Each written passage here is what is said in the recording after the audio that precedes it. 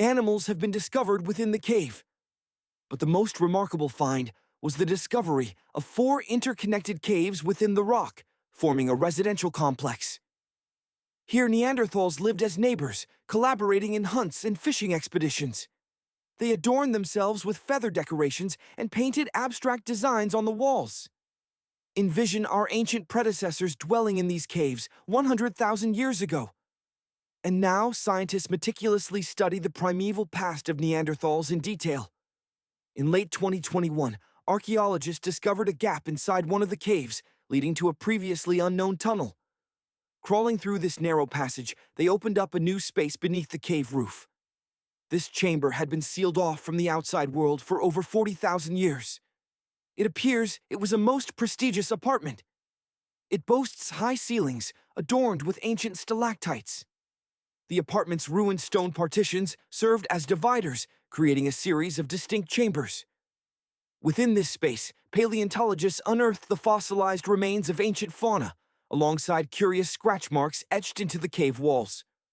Evidence suggests that while Neanderthals, Homo neanderthalensis, may have occasionally visited, they were not permanent residents.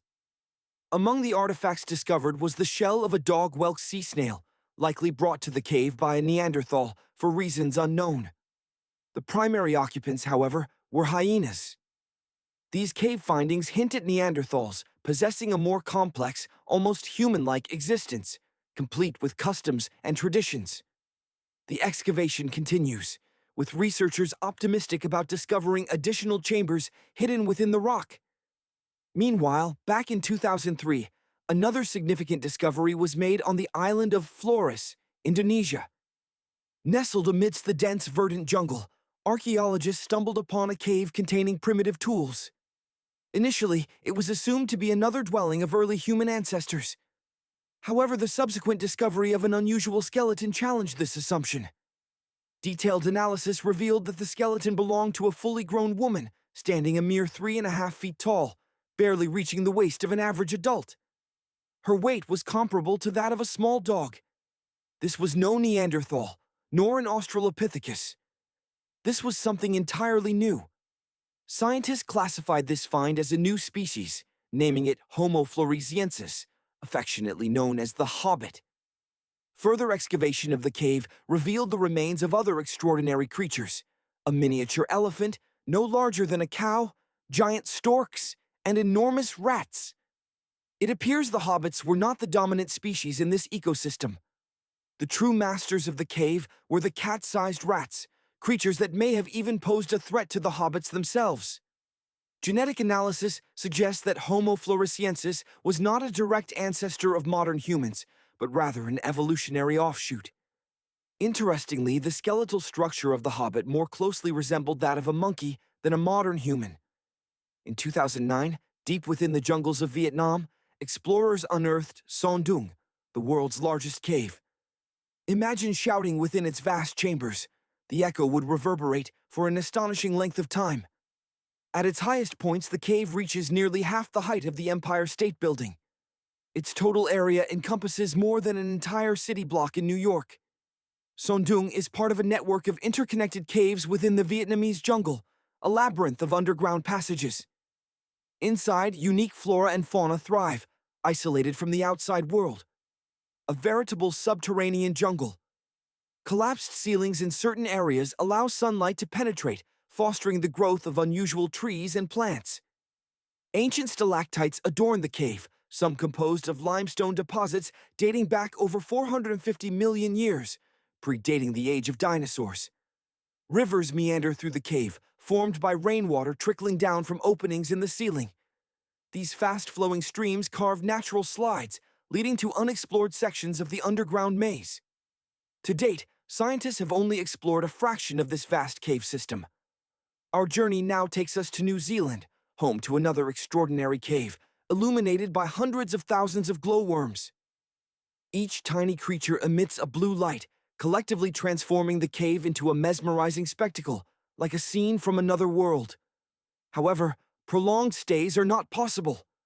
Sophisticated air quality monitors constantly measure carbon dioxide levels, crucial for the survival of the glowworms. These delicate insects are highly sensitive to environmental changes.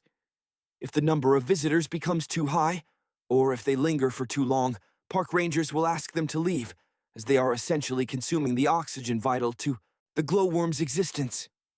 From the enchanting glowworm caves, we travel to a far more ominous location, the desert of Yemen's Al-Mahra province.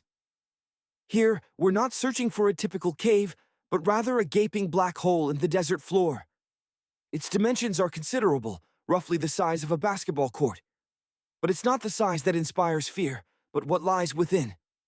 Scientists remain uncertain about the true nature of this abyss. From its inky depths emanates a foul odor, reminiscent of rotten eggs, and unsettling, unidentifiable sounds occasionally rise from below. The darkness of this Yemeni sinkhole seems to swallow all light, making it impossible to see what lurks within, even with powerful illumination. Imagine a place so dark that even the most powerful flashlights can't pierce its gloom. Helicopters buzz overhead. Drones whir, equipped with the most advanced lenses, all searching, but finding nothing but an abyss of blackness. It sprawls like a colossal ink stain upon the shimmering golden sands. The locals whisper of it with fear in their voices, believing it to be a gateway, a portal to another dimension, a realm inhabited by malevolent entities.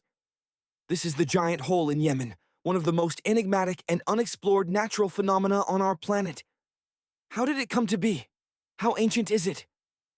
And to what unfathomable depths does it descend?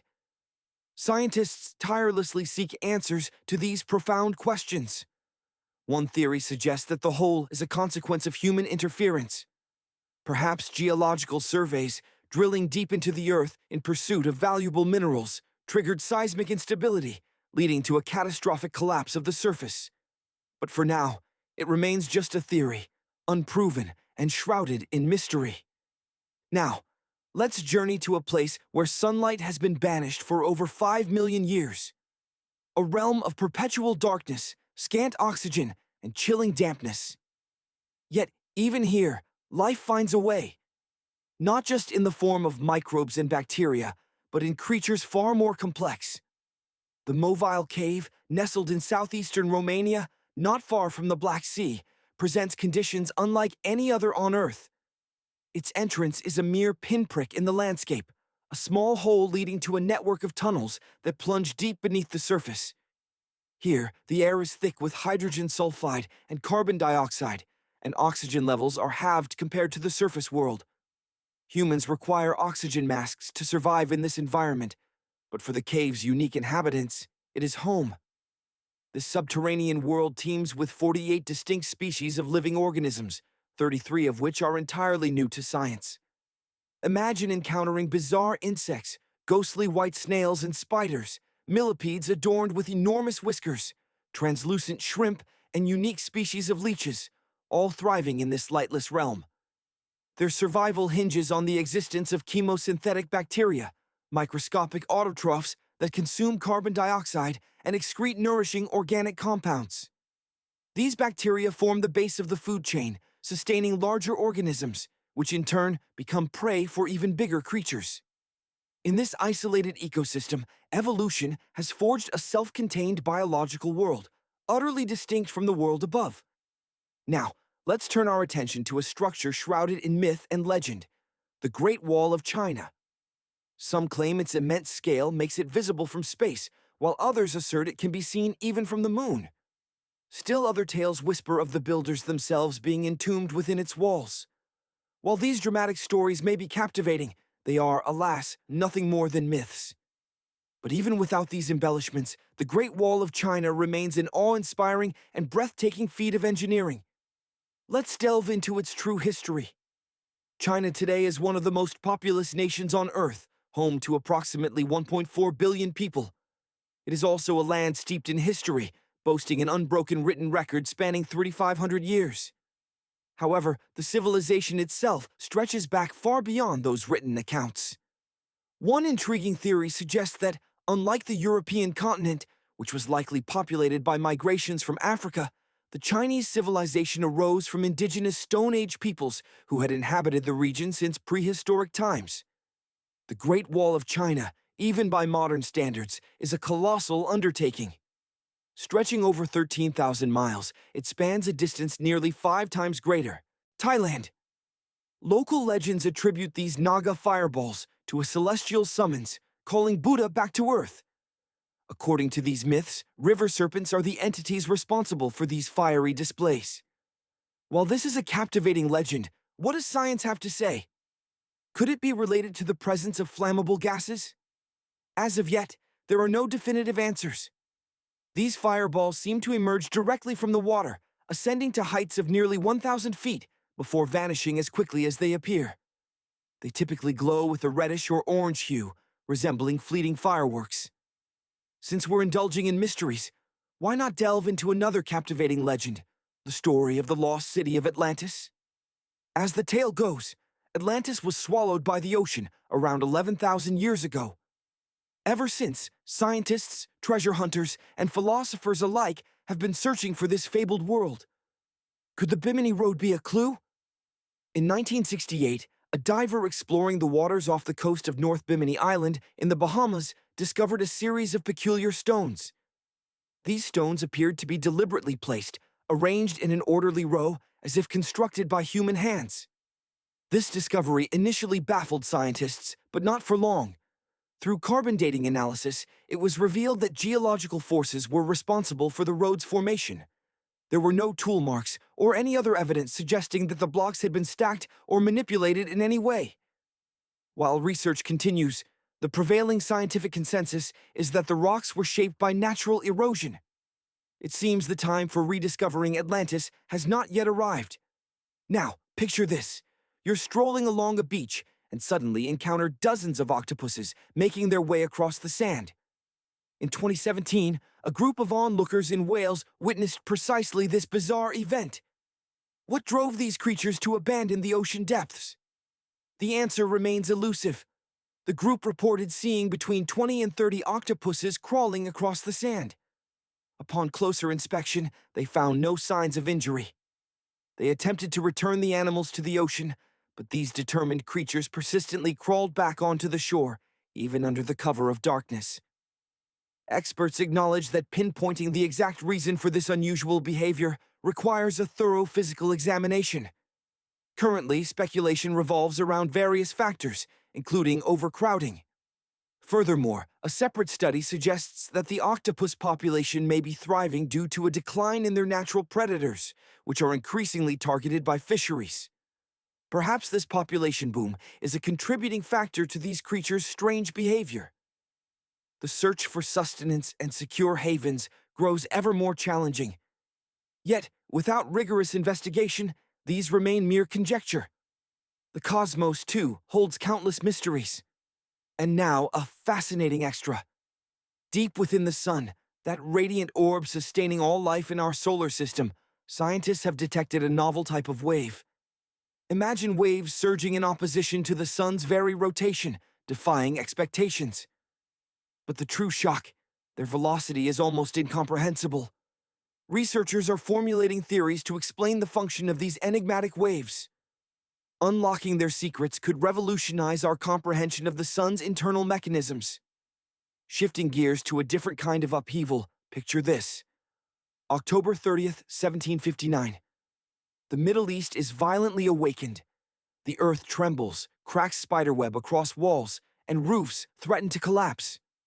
Panic erupts as people flee their homes, seeking safety in open spaces, only to be repeatedly thrown off balance by the relentless shocks. Just a month later, an even more devastating earthquake strikes. Trees snap like twigs, houses crumble into dust, and gaping fissures tear through the land. This cataclysm endures for a terrifying 2 minutes, leaving oases obliterated, roads impassable, and cities reduced to rubble. Astonishingly, amidst this devastation, the ancient structures of Baalbek stand firm. While some historians attribute their construction to the Roman Empire, many scholars disagree.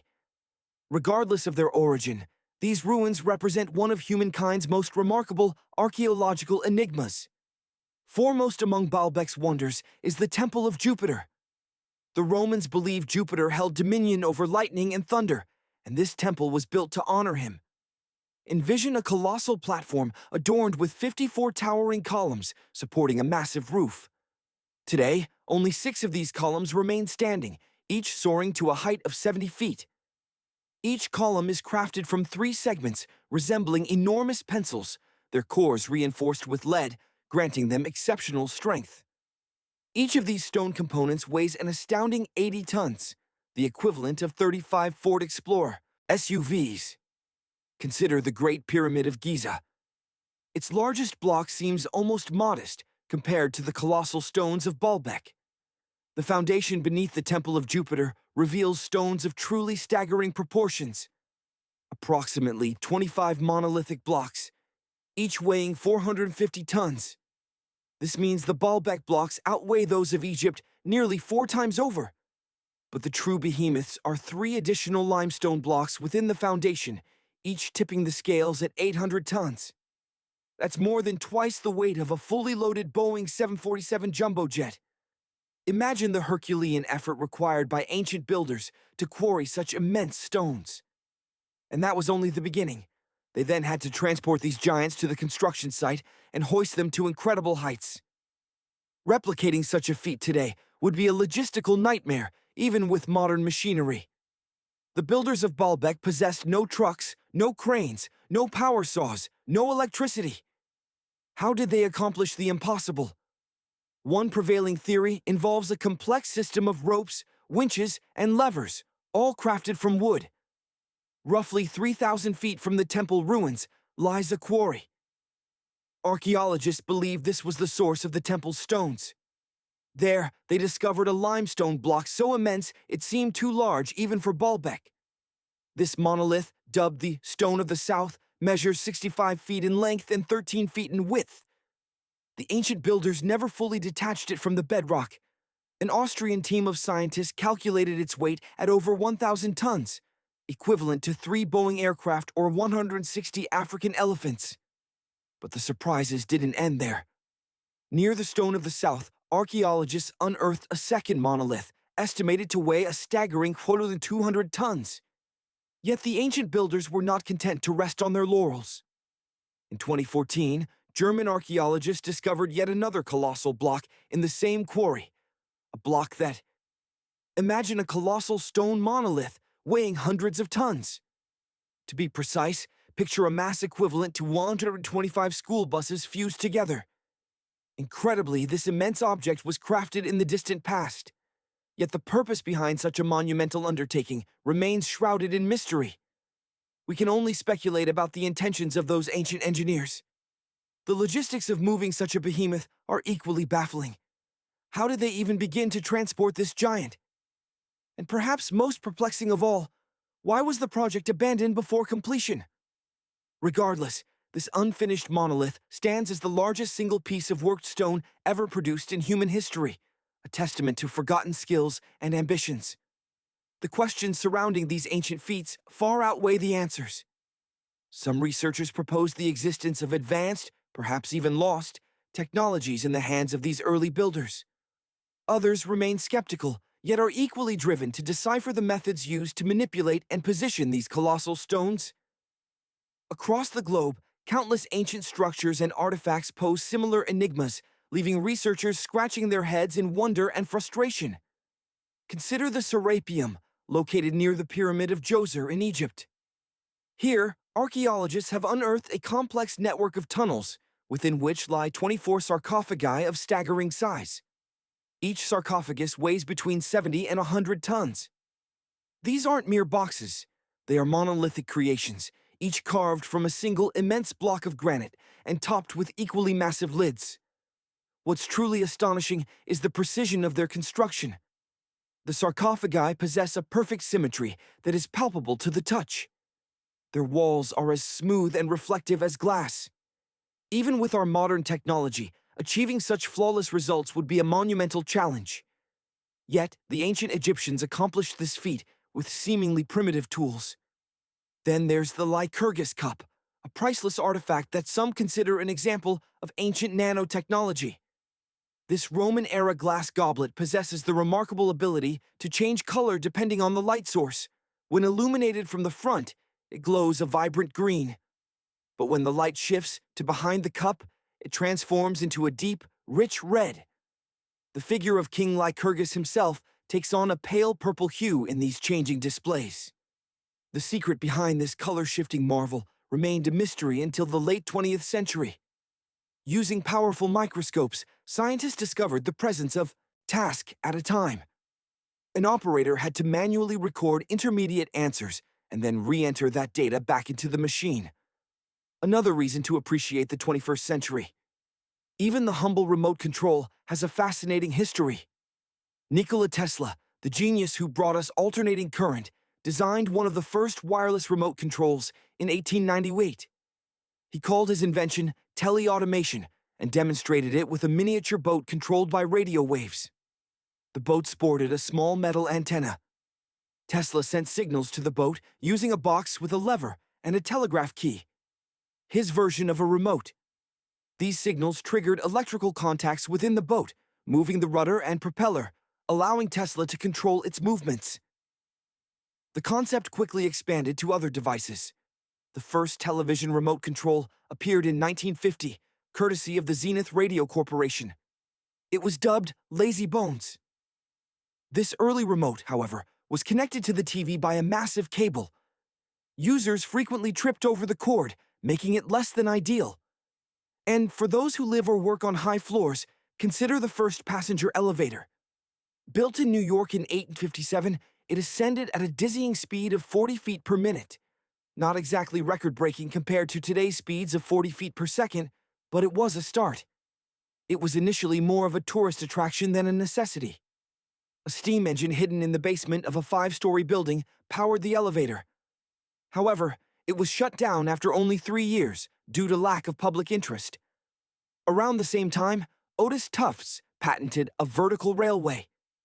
His design included an actual car, complete with a bench for passengers. Elevators soon found their way into luxury hotels around the world.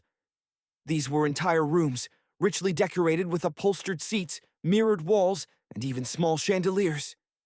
An operator was always present to close the door, and the car would begin its slow, stately climb. It was more about style than speed. Now, how about a journey back in time? Let's delve into the history of the Amazon rainforest to uncover the secrets of its lost cities. Grab your insect repellent and prepare for an adventure. The Amazon is the world's largest rainforest. The environment there can be incredibly harsh for human habitation. Yet legend whispers of, imagine, if you will, a place shrouded in mystery, a land teeming with untold riches. The Amazon. Could whispers of sprawling, wealthy settlements hidden deep within its emerald depths actually be true? Or are these tales merely phantoms born from our collective imagination? The legend of El Dorado, that shimmering mirage of a golden kingdom, arguably ignited this enduring fascination. As European explorers first set foot on American soil in the 16th century, rumors began to circulate. Whispers of an Amazonian civilization so opulent, so deeply connected to the cosmos, that they would adorn their leader in gold as an offering to unseen higher powers. And so, the legend of El Dorado, the Gilded Man, took flight, carried on the winds across Europe.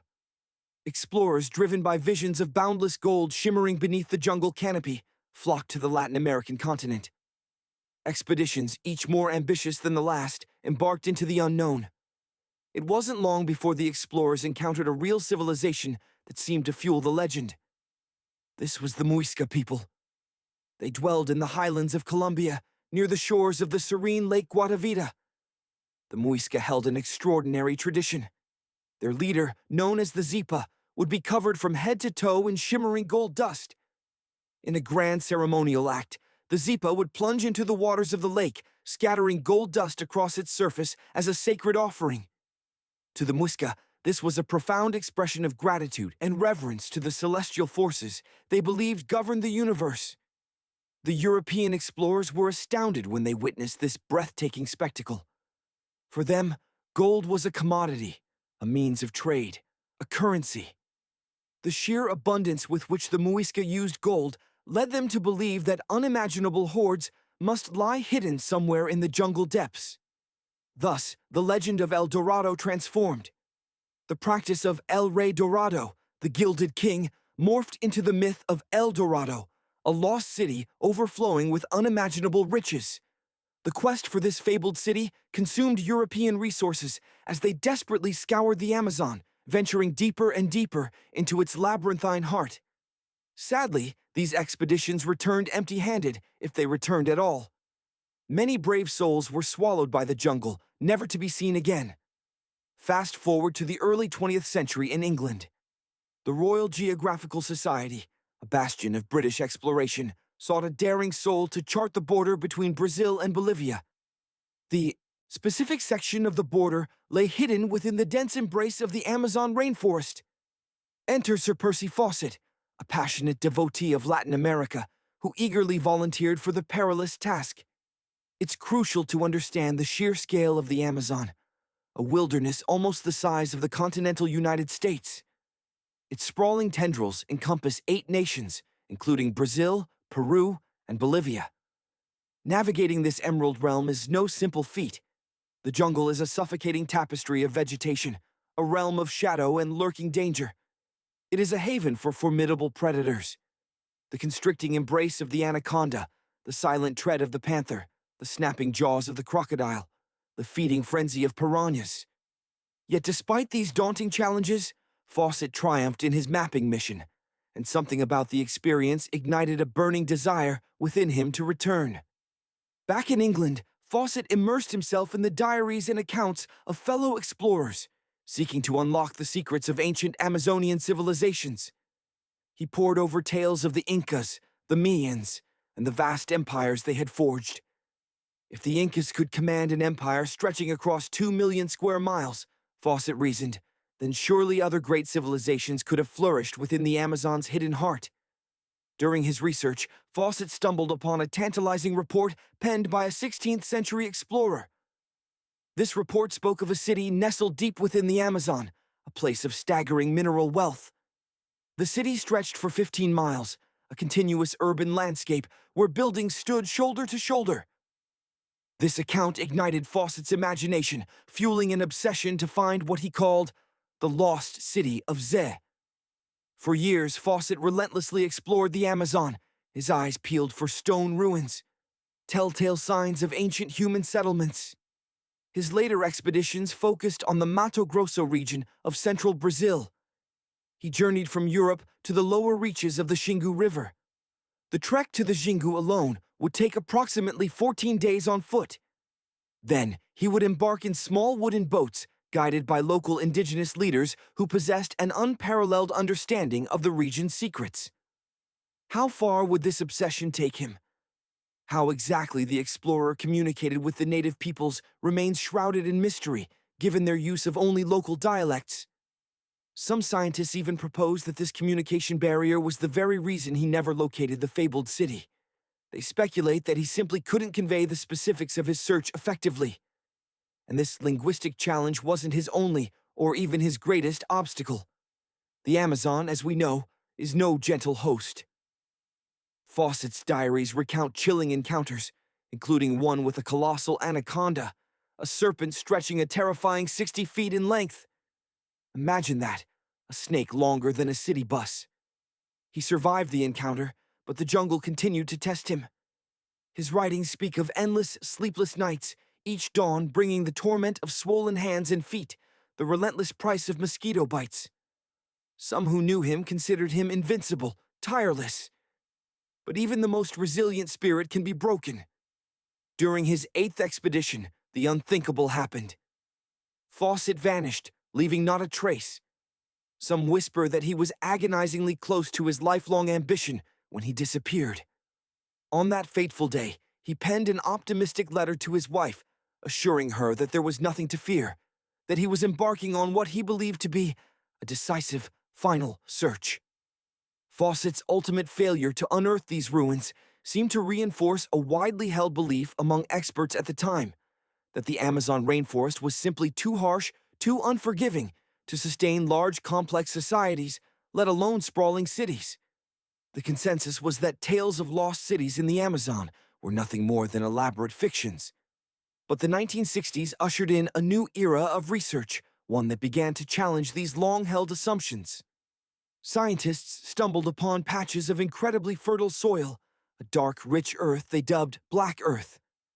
And, astonishingly, they found it in abundance throughout the Amazon, particularly along the riverbanks.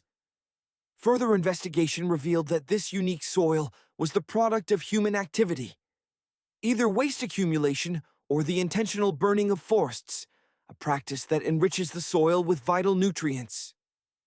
The South Pole is 3 times the size of the world's tallest skyscraper. A colossal void of metal and ice, frozen in perpetual isolation, it plumbs depths of approximately 8,200 feet. Scientists hope to unlock the secrets of elusive neutrino particles within this icy abyss, shedding light on the nature of dark matter. This mysterious substance, invisible to the naked eye, constitutes nearly 30% of the universe. While it cannot be directly observed, its presence is inferred from its gravitational effects on stars and galaxies. Ready for an adventure to some surreal hidden places? Pack your flashlight and backpack because our journey begins now. Our first stop is the mountainous terrain of Switzerland. We arrive in the town of Waltensburg, nestled in the eastern part of the country. Despite the cold rain, we press on towards the base of a towering mountain where our first adventure awaits. After a challenging climb, a bizarrely shaped castle emerges from the mist. The only way to reach it is via an impossibly narrow pathway carved into the cliff face. Don't look down, you mutter to yourself, tightening the straps of your backpack. Finally, you reach the castle entrance, a 13th century fortress built entirely of stone. Today, only the ruins of Croftenstein Castle remain, but they offer a tantalizing glimpse into its former glory. You explore the interior, but the atmosphere is unsettling, and a sense of unease compels you to move on. Our next destination is Turkey. After a plane and car journey, we arrive in the city of Çorum, located in the northern part of the country. On the outskirts of Çorum, a valley unfolds, revealing ancient overgrown mountains, marking the beginning of our next adventure. Imagine embarking on a challenging trek, the path rising steeply before you. Your destination? A clandestine doorway etched into the very heart of a mountain. Congratulations, you've arrived at Caudipteryx. Before you stands a colossal arch stone, a massive portal sealing the entrance to a hidden edifice. Experts believe this structure has stood since the 2nd century BCE, a testament to forgotten ages. Alas, the immense door remains unyielding, its secrets locked away. What lies within remains a mystery to this day. Some surmise a chamber, others whisper of a hidden treasure. Yet to this day, no soul has breached its stony defenses to verify the tales. But time presses on. The shadows lengthen. It's time to move, lest the darkness engulf us. Our next destination, the ancient lands of Ethiopia.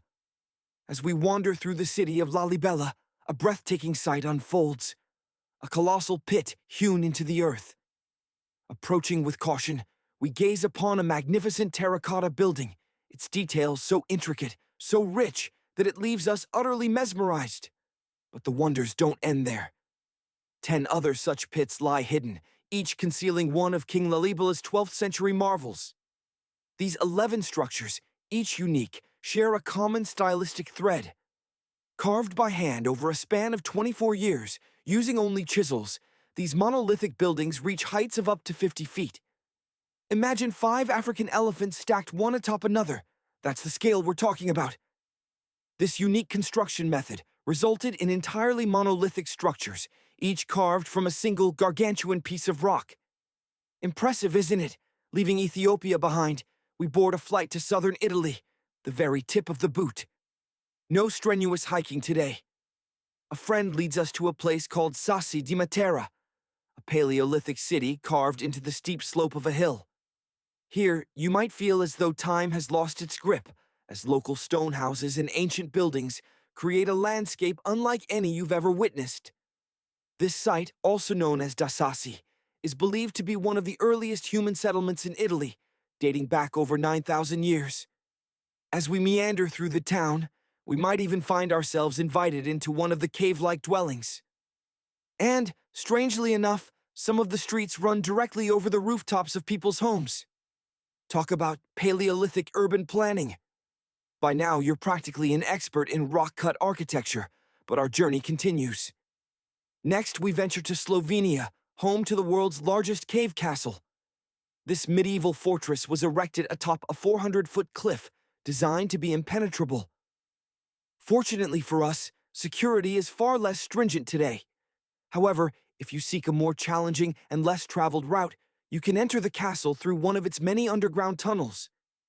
These secret passageways were built over 800 years ago for the castle's owner, providing a clandestine means to smuggle supplies.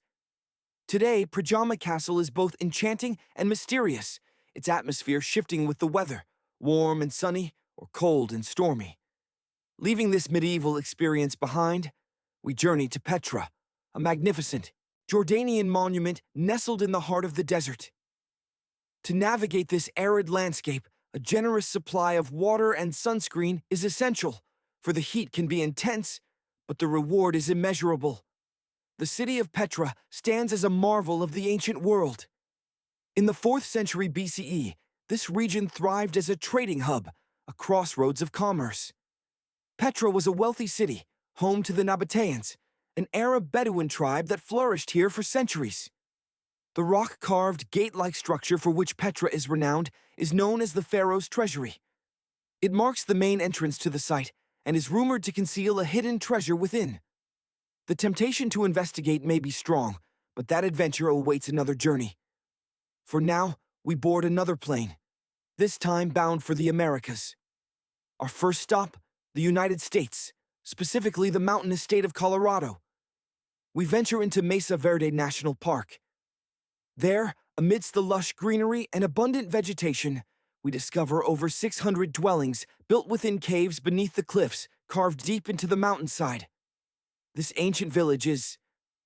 Let's journey back in time to Mesa Verde, now preserved as a heritage site. Imagine the year 1190. Here, the local Pueblo people and tribes meticulously constructed a remarkable dwelling.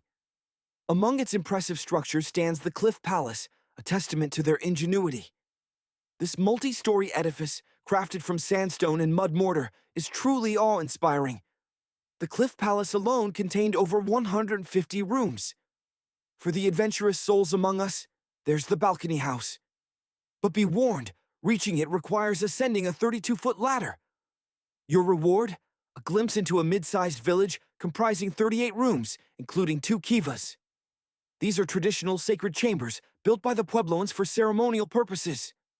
Still within the borders of the United States, our journey takes us to the rugged hills of South Dakota. Here we find Mount Rushmore, home to one of the world's most staggering human-made sculptures. What secrets lie hidden within this colossal monument? During its construction, a 70-foot-long secret tunnel was carved behind the head of Abraham Lincoln. Originally, this tunnel was intended to house documents and artifacts of immense importance to the history of the United States. However, after careful consideration, the designers opted for a more discreet approach, concealing these treasures within a safe box embedded in the tunnel floor. This box safeguards the chronicle of Mount Rushmore's creation, along with a concise history of the U.S. and the 4 presidents immortalized on the mountain. In South America, nestled high in the Peruvian mountains, lies Machu Picchu, a site shrouded in mystery. This ancient Incan citadel, built entirely of stone, leaves researchers puzzled as to how it was engineered all the way back in 1450 CE. Reaching this lost city requires a grueling 3-day hike, ascending to an altitude of 8,000 feet above sea level. Of course, a train is an option, but where's the adventure in that? Our focus is on a relatively recent discovery. In 2010, French engineer David Crespi, while surveying the Inca ruins, stumbled upon a previously unnoticed door, sealed off by stones. Returning months later with an electromagnetic scanner, capable of detecting objects hidden behind walls, he made a startling discovery. Copious quantities of metals lay behind the sealed doorway. Despite the researchers' pleas to the Peruvian authorities to remove the stones, authorization was denied. As of today, the door remains locked, guarding its secrets. That was a long journey, wasn't it? Time to rest, Indiana Jones. Imagine a real estate advertisement from 100,000 years ago. A comfortable abode with a gorgeous view of the Mediterranean Sea, the perfect rain shelter. Of course, back then, real estate and advertising were still far in the future. We're talking about the caves that Neanderthals may have called home. Neanderthals couldn't build houses and often sought shelter in caves, and one of these caves resembles a residential building. Perched within a high limestone cape known as the Rock of Gibraltar, this cave would have been an expensive piece of real estate. Navigators first stumbled upon it in 1907, spotting a large hole within the fortified rock. For years, scientists have meticulously studied this site, unearthing traces of Neanderthal habitation. Ancient tools and the bones of long-extinct peninsula presented formidable challenges for cultivation. Consequently, the Mayans were compelled to develop intricate irrigation systems in most of their urban centers. They erected a series of ceremonial structures, pyramids, and grand plazas. While the Mayans were undoubtedly skilled pyramid builders, they also possessed an advanced understanding of astronomy. Using their ancient technology, they could accurately predict the positions of planets like Venus and Mars, as well as the precise dates of eclipses. If you've ever encountered images of ancient Mayan cities, you've likely seen Tikal. Nestled deep within the Guatemalan jungle, Tikal is believed to have been the capital of an ancient Mayan conquest state. At its peak, its importance rivaled that of modern metropolises like London or New York. It's comprised of a complex array of monuments. The North Acropolis stands as one of Tikal's oldest monumental complexes.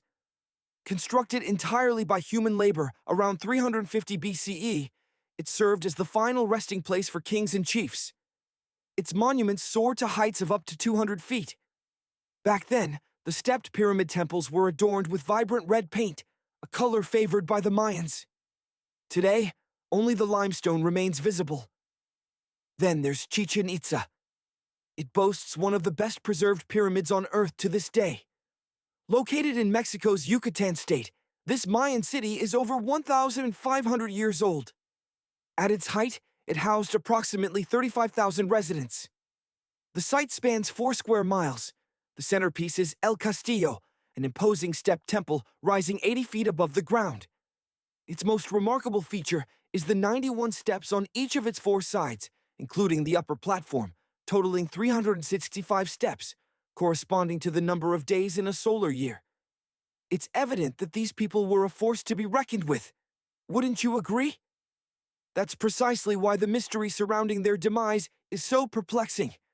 There's a significant lack of conclusive evidence regarding the decline of this once mighty empire.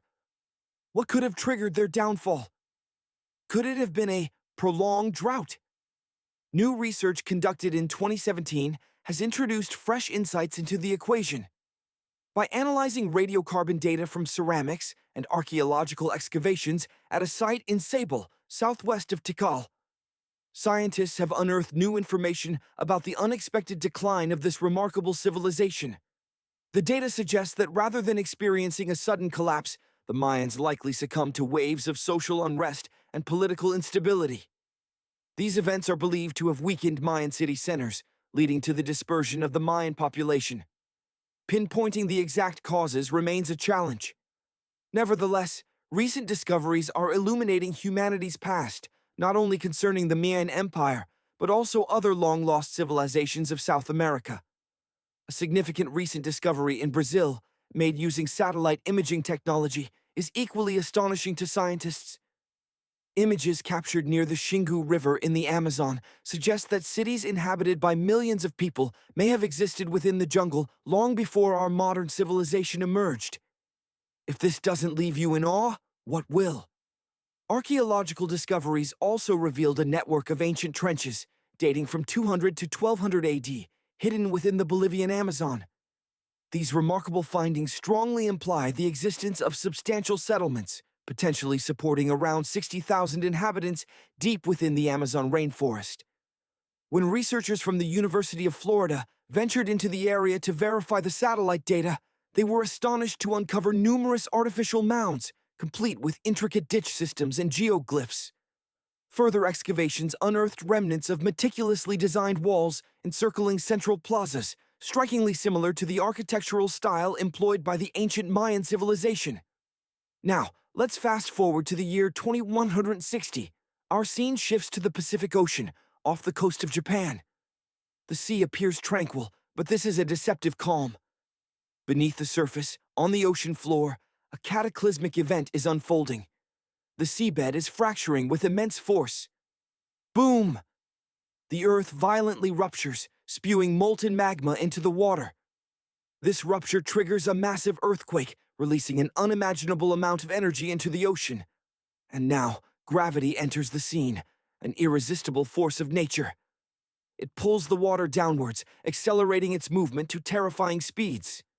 A tsunami is born, a colossal wave, as tall as a skyscraper, hurtling towards Tokyo at a staggering 500 miles per hour. Imagine the sheer force of millions of tons of water bearing down upon the coastline. It would be awe-inspiring to witness, but there's no time for admiration. This monstrous wave is about to crash into Tokyo Bay. The tsunami strikes the shore with devastating impact, unleashing its fury upon the largest structure ever conceived, the Tokyo Pyramid Metropolis.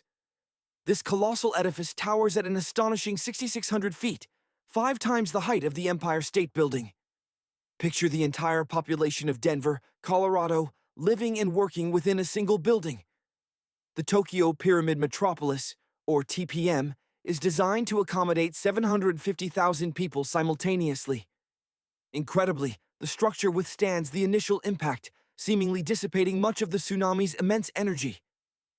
In this instance, human engineering triumphs over the raw power of nature. The TPM was the brainchild of the Shimezu Corporation, a company with roots stretching back to 1804. The pyramid, as an architectural form, is inherently stable. Consider the Great Pyramid of Giza in Egypt, standing tall for 4,500 years and showing no signs of faltering. The TPM, built upon the water, comprises 204 individual pyramids, resembling clusters of grapes stacked in 8 tiers. However, each of these grapes is the size of a sprawling Las Vegas casino. The TPM is not a solid structure, it's essentially hollow. This design feature is crucial to its defense against typhoons and tsunamis. Rather than directly opposing the wind and waves, it allows their energy to pass through it, minimizing the impact. The entire complex is managed by robots and sophisticated autonomous control systems, powered by solar, wind, and wave energy. The pyramids are interconnected by a network of passages, totaling approximately 85 miles in length. These passages facilitate movement throughout the structure and are managed by an AI system that calculates the fastest route between any 2 points. The TPM represents the city of the future, but current human technology isn't quite ready to fully realize its potential. Originally, the engineers planned to support the pyramid on 36 columns anchored to the ocean floor. Constructing such a massive pyramid from steel and concrete would result in an immense load of 50 million tons, causing the structure to collapse under its own weight and sink into the ocean. They needed a material 1,000 times lighter than concrete, but stronger than steel. So, what is this futuristic material? Let's take a look back. Here's the first car on the planet, powered by an internal combustion engine, hitting the road in 1885. And here's the first artificial satellite launched into space by humanity. It took a relatively short evolutionary leap to progress from the first horseless carriage to our first venture into space. Suddenly, the TPM doesn't seem so far-fetched. Humans are capable of achieving anything. The solution lies in carbon, an element abundant throughout the universe. It's the graphite in your pencil and the diamond in your crown or industrial drill. But we need more than just ordinary carbon. We need graphene. Graphene allows us to create nanotubes, structures thinner than a human hair, but 400 times stronger than steel. Crucially, they are incredibly light. Nanotubes are also impervious to chemicals, oxygen, and water, perfect for the TPM. In essence, the structure will never rust. The Shimezu Corporation has ambitious plans for the future, including a power station on the moon, an underwater city, and even transforming the Sahara Desert into a verdant oasis. However, these aren't the only forces reshaping our world. Consider the Netherlands, a country roughly twice the size of New Jersey, where nearly a third of the land lies below sea level. To safeguard their nation from the relentless ocean, The Dutch have constructed an impressive network of dams, but their ambitions extend beyond mere defense. In 1986, they embarked on an audacious plan to reclaim land from the sea itself. Their initial project involved a colossal dam stretching 19 miles, effectively transforming a vast bay into a serene lake. A subsequent dam sealed their triumph. After an astounding 42 years of relentless effort, the Netherlands proudly unveiled an entirely new province, exceeding the size of Los Angeles. This feat of engineering is not unique. Humans have replicated similar land reclamation projects across the globe, from Hong Kong to the Philippines and even Italy. A bold declaration, take that, water.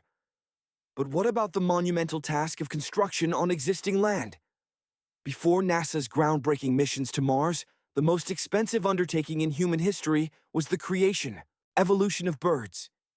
This remarkable specimen features a perfectly preserved hatchling bird, encased in amber, already possessing its full complement of flight feathers.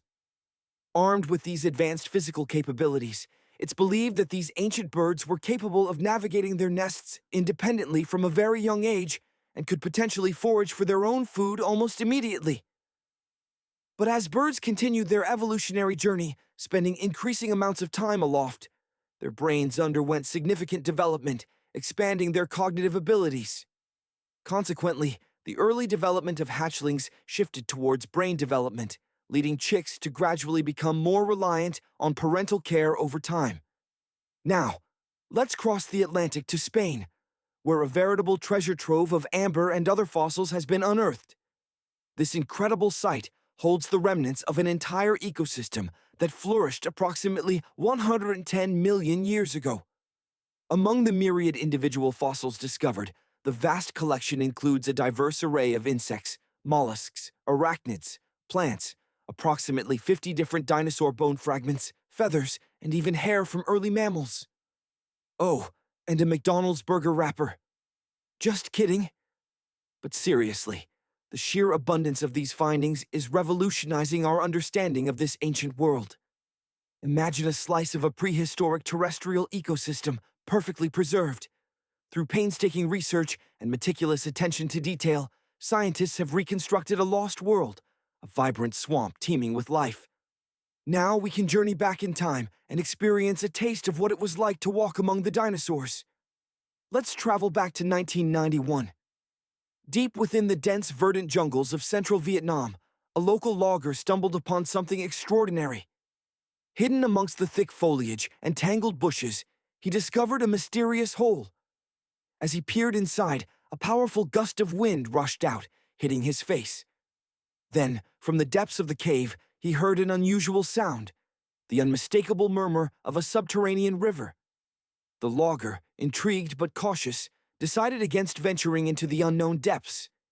He retreated, resolving to return with a flashlight and rope. But when he came back, the jungle had seemingly swallowed the entrance. He spent years searching, the memory of the cave and its hidden river burning in his mind. Finally, in the early 2000s, luck was on his side. The logger rediscovered the elusive entrance. In 2009, he led a team of scientists to the site, and what they found astonished the world. This was Son Doong, a cave of colossal proportions, the largest on the planet. Its vastness is almost incomprehensible. A shout echoes for an eternity, swallowed by the immense space. In places, Son Doong's main passage soars to a staggering 660 feet, more than half the height of the iconic Empire State Building. The sheer scale of the cave is so immense that an entire New York City block, complete with 40-story skyscrapers, could comfortably fit within its cavernous interior. Beneath the jungles of Vietnam lies a hidden labyrinth, a subterranean realm concealing 3 of the world's largest caves, with Son Doong reigning supreme.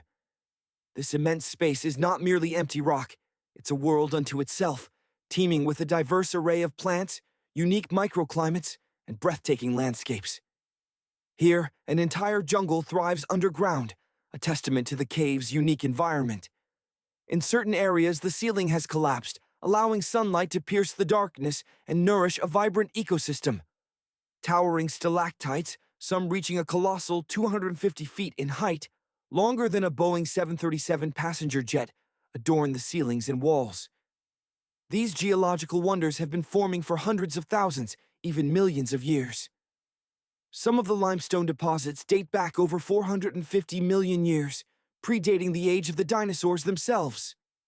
Imagine that. These rocks were ancient even before the rise of the mighty Tyrannosaurus rex. Tyrannosaurus rex. Adding to the cave's mystique are the numerous rivers that snake through its depths. These waterways are fed by rainwater that pours through openings in the ceiling, creating smooth, fast-flowing currents like natural water slides. But be warned, a casual ride could lead you into the cave's intricate labyrinth, potentially stranding you in an unknown and unexplored region. This is precisely what happened in 2018. A team of intrepid divers ventured into Sondung's submerged depths and discovered new, previously unknown areas, revealing that the cave was even larger than initially estimated. They plunged into one of the cave's lakes, reaching a depth of 256 feet. At the bottom, they discovered a separate tunnel. A fishing line with a lead weight was lowered, revealing that this tunnel extended to a depth of 394 feet and stretched for more than half a mile. The true extent of this subterranean passage remains a mystery. Intriguingly, Sondung is connected to another massive cave, creating an even more extensive underground network. Within Sondung's depths, you'll find more than just labyrinths and rivers. Spacious chambers house serene lakes, and dark mountain corridors invite exploration. This subterranean realm is both breathtakingly beautiful and inherently dangerous. The most incredible aspect? You can actually experience this firsthand. Since 2013, Sondung Cave has been open to tourists, offering a unique and unforgettable adventure. However, this is no leisurely stroll for taking selfies. An expedition into Sondung is a multi-day undertaking, a challenging journey into the heart of the earth. The adventure begins with an exploration of the third largest cave in the world. Only after conquering this initial challenge do you reach the entrance to Sondung itself. The path to the main attraction winds through rushing rivers, dense jungles, rugged mountains, and rocky terrain. Along the way, you might encounter exotic birds, playful monkeys, and a variety of other wildlife. Many who have made the journey claim that the trek to the cave is even more awe-inspiring than the cave itself. Once you arrive at your destination, you'll spend several days exploring the wonders of Sondung. Accompanied by fellow tourists, experienced guides, and helpful porters, you'll sleep in tents, each night in a different location within the cave. Prepare to witness breathtaking landscapes and marvel at majestic fossils, some dating back a staggering 400 million years. You'll also discover dark chambers with inviting lakes, perfect for a refreshing swim in the cool subterranean waters. These adventurous expeditions, these incredible subterranean realms grow in popularity each year. Those fortunate enough to explore them often describe these caves as the most breathtaking places they've ever encountered. Now, let's journey to another remarkable cave nestled on the Indonesian island of Flores. Though modest in size, this cave holds secrets of immense significance. In 2003, a team of dedicated scientists unearthed a treasure trove of ancient artifacts, including primitive tools crafted from sharpened stones. It became clear that hundreds of thousands of years ago, this very spot was once inhabited by our distant ancestors. Then came the discovery of an extraordinary female skeleton. This individual stood a mere 3.5 feet tall, roughly the height of an average adult's waistline. Astonishingly, her bones showed no signs of spinal issues or developmental abnormalities. This skeleton, along with others found within the cave, belonged to a previously unknown species of human ancestor. Scientists christen this species Homo floresiensis, but they are more commonly known as hobbits. This particular female, when alive, likely weighed between 35 and 79 pounds. Analysis of her skull and skeletal structure suggested she lived to be approximately 30 years old. These hobbits are believed to have walked the earth between 190,000 and 50,000 years ago. It's even conceivable that they crossed paths with the ancestors of modern humans. Our next destination, Turkey. Imagine, if you will, that you reside in an old house and decide it's time for some much-needed renovations. As part of this process, you begin clearing out the accumulated possessions from each room. The final frontier is the basement, a space you've rarely visited and know little about. But realizing its spaciousness, you envision transforming it into a functional room. You decide to tear down a wall, and in doing so, you stumble upon the entrance to a hidden cave, a tunnel leading deep into the earth. Venturing inside, you discover a veritable underground city. This is precisely what happened in Turkey in 1963. A local resident, during a home renovation, unearthed a secret passage leading to a long-lost city beneath his house. This subterranean metropolis was large enough to house approximately 20,000 people, with ample space for livestock and food storage. Far from being a simple network of tunnels, it contained a chapel, a school, stables, kitchens, fortified walls, and other unmistakable signs of civilization. This city was constructed during the Byzantine era, sometime between 780 and 1180 AD. Remarkably, it's not the only such underground settlement. 1908, a railway worker stumbled upon a glistening stone. He presented it to his supervisor, a railway foreman with a passion for mineralogy. The foreman identified it as a diamond. Suddenly, Kolmanskop was transformed into the wealthiest town in Africa, rivaling the richest places on Earth. Opulent stone mansions sprung up, along with a school, a hospital, and even an ice factory to provide refrigeration. The hospital boasted the first X-ray machine in southern Africa, rumored to be used to detect workers attempting to smuggle diamonds by swallowing them. However, its golden age began to fade in the late 1920s when a new, richer diamond deposit was discovered nearby. The population gradually abandoned the town, seeking better prospects elsewhere, leaving their homes and lives behind. By 1938, all the machinery was dismantled and transported south, and the desert reclaimed its own. The last resident departed Kolmanskop sometime between 1956 and 1960. Thanks to the arid climate and minimal humidity, the buildings have been remarkably preserved, and today, tourists can wander through this haunting desert ghost town. And surely you've heard of Machu Picchu, that iconic ancient city high in the Peruvian Andes. Spanning a vast area, it stands as one of the modern wonders of the world. Yet, its true purpose remains shrouded in mystery. It may have housed up to 750 inhabitants, but very little evidence remains to tell us about their lives. Some believe it was a spiritual sanctuary, while others propose it was a luxurious retreat for the Inca elite, a sort of ancient spa. The elaborate terraces suggest agricultural experimentation or perhaps a bustling trading post. One intriguing theory even suggests it served as a prison based on the discovery of a cell-like structure. Even today, archaeologists and historians are perplexed by its construction. Imagine, they likely didn't utilize the wheel for transportation. These colossal granite blocks, some weighing as much as a modern truck, were somehow hauled up the steep Andean slopes. Some historians speculate that hundreds of workers toiled together, inching each massive stone towards the summit. The stones fit together with such precision that not even a knife blade can slip between them. This ingenious construction makes the site remarkably earthquake-resistant, a crucial feature in seismically active Peru.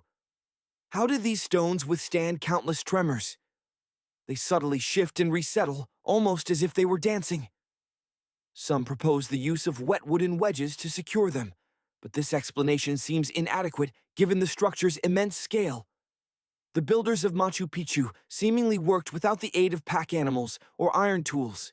They meticulously shaped and assembled everything primarily by hand. Furthermore, the citadel is built upon a geological fault, necessitating the movement of vast quantities of earth and stone to create a level foundation. Scientists suspect that a significant portion of the construction lies hidden beneath the surface, evidenced by the deep foundations and sophisticated drainage system. In fact, a concealed water system was recently unearthed using 3D scanning technology. Astonishingly, no mortar was used to bind the granite blocks.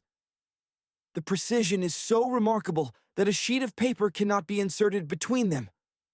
One theory suggests that the builders employed stone tools crafted from a material even harder than the granite itself. If, one day, someone succeeds in inventing time travel, embark on a journey to the distant past and prepare to be astonished. The world you know, filled with familiar landmarks and everyday objects, will appear almost alien. Forget the gleaming Statue of Liberty, the majestic Egyptian pyramids, or even simple conveniences like remote controls and laptops. Even the corn on your lunch plate has undergone a dramatic transformation through the ages. Consider the pyramids of ancient Egypt, those iconic structures at Giza and elsewhere. When first erected, they were not the sandy brown we see today. Imagine them instead, entirely encased in gleaming white limestone.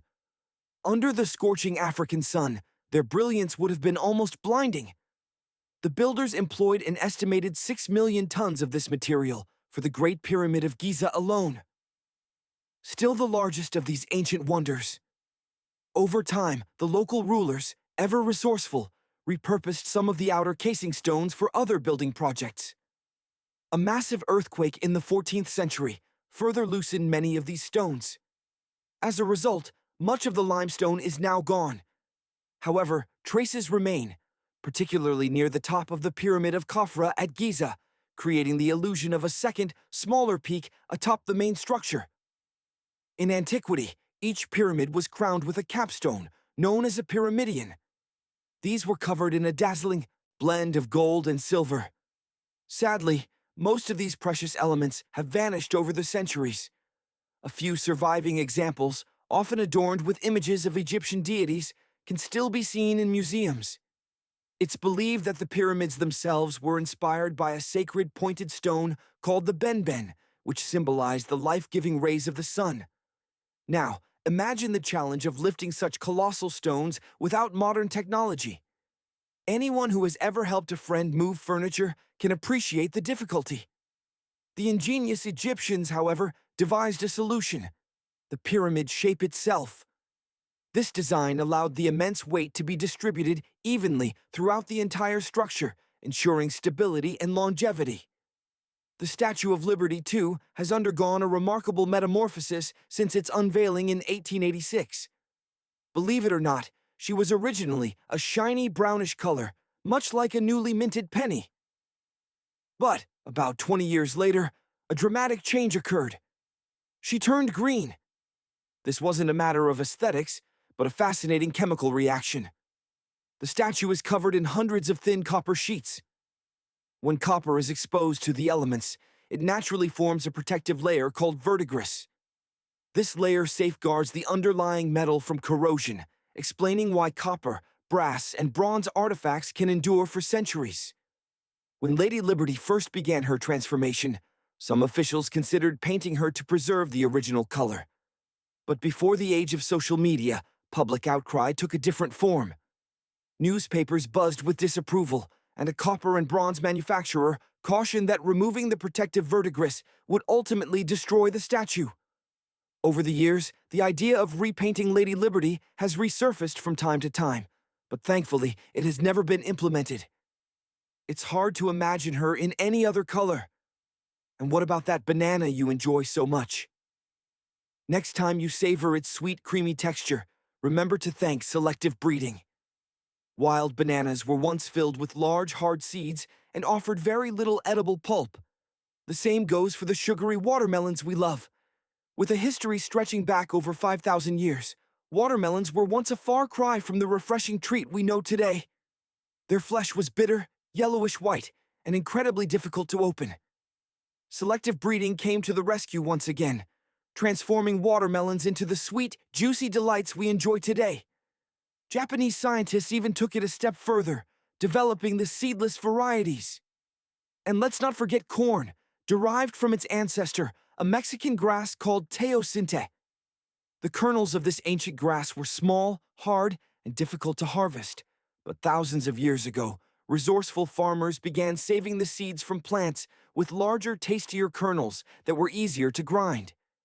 Thanks to these early agriculturalists, we have the delicious and versatile corn that graces our tables today. Finally, Imagine that even wild avocados were once so diminutive that they could easily fit in the palm of your hand. Imagine holding a handful of prehistoric fruit. The pits within those fruits would be enormous, rendering much of the fruit inedible. And the shells protecting them? Far tougher than anything we encounter today. We take our computers for granted, marvels of engineering we rely on daily. But who deserves the credit for these incredible machines? One contender for the title of first computer is the ABC, built in 1942. ABC stands for the Atanasoff Berry computer, named for its creators at Iowa State University. This behemoth weighed over 700 pounds. Your sleek laptop is undoubtedly lighter. The ABC was built with approximately 300 vacuum tubes and featured a rotating drum, only slightly larger than a paint can, adorned with small capacitors. A capacitor, simply put, is a device that stores electrical charge, like a battery. This early computer could tackle problems with up to 29 variables, a major assist to scientists of the time. Just like our modern machines, the ABC used binary digits, ones and zeros, to represent numbers and data. This allowed calculations to be performed electronically. Now, for a truly staggering comparison, the ABC completed roughly one operation every 15 seconds. Modern computers perform millions of operations every single second. However, unlike today's technology, the ABC lacked a changeable stored program. It could only execute a single of the interstate highway system in the United States. Spanning roughly 35 years, this ambitious project consumed an estimated $530 billion in today's currency.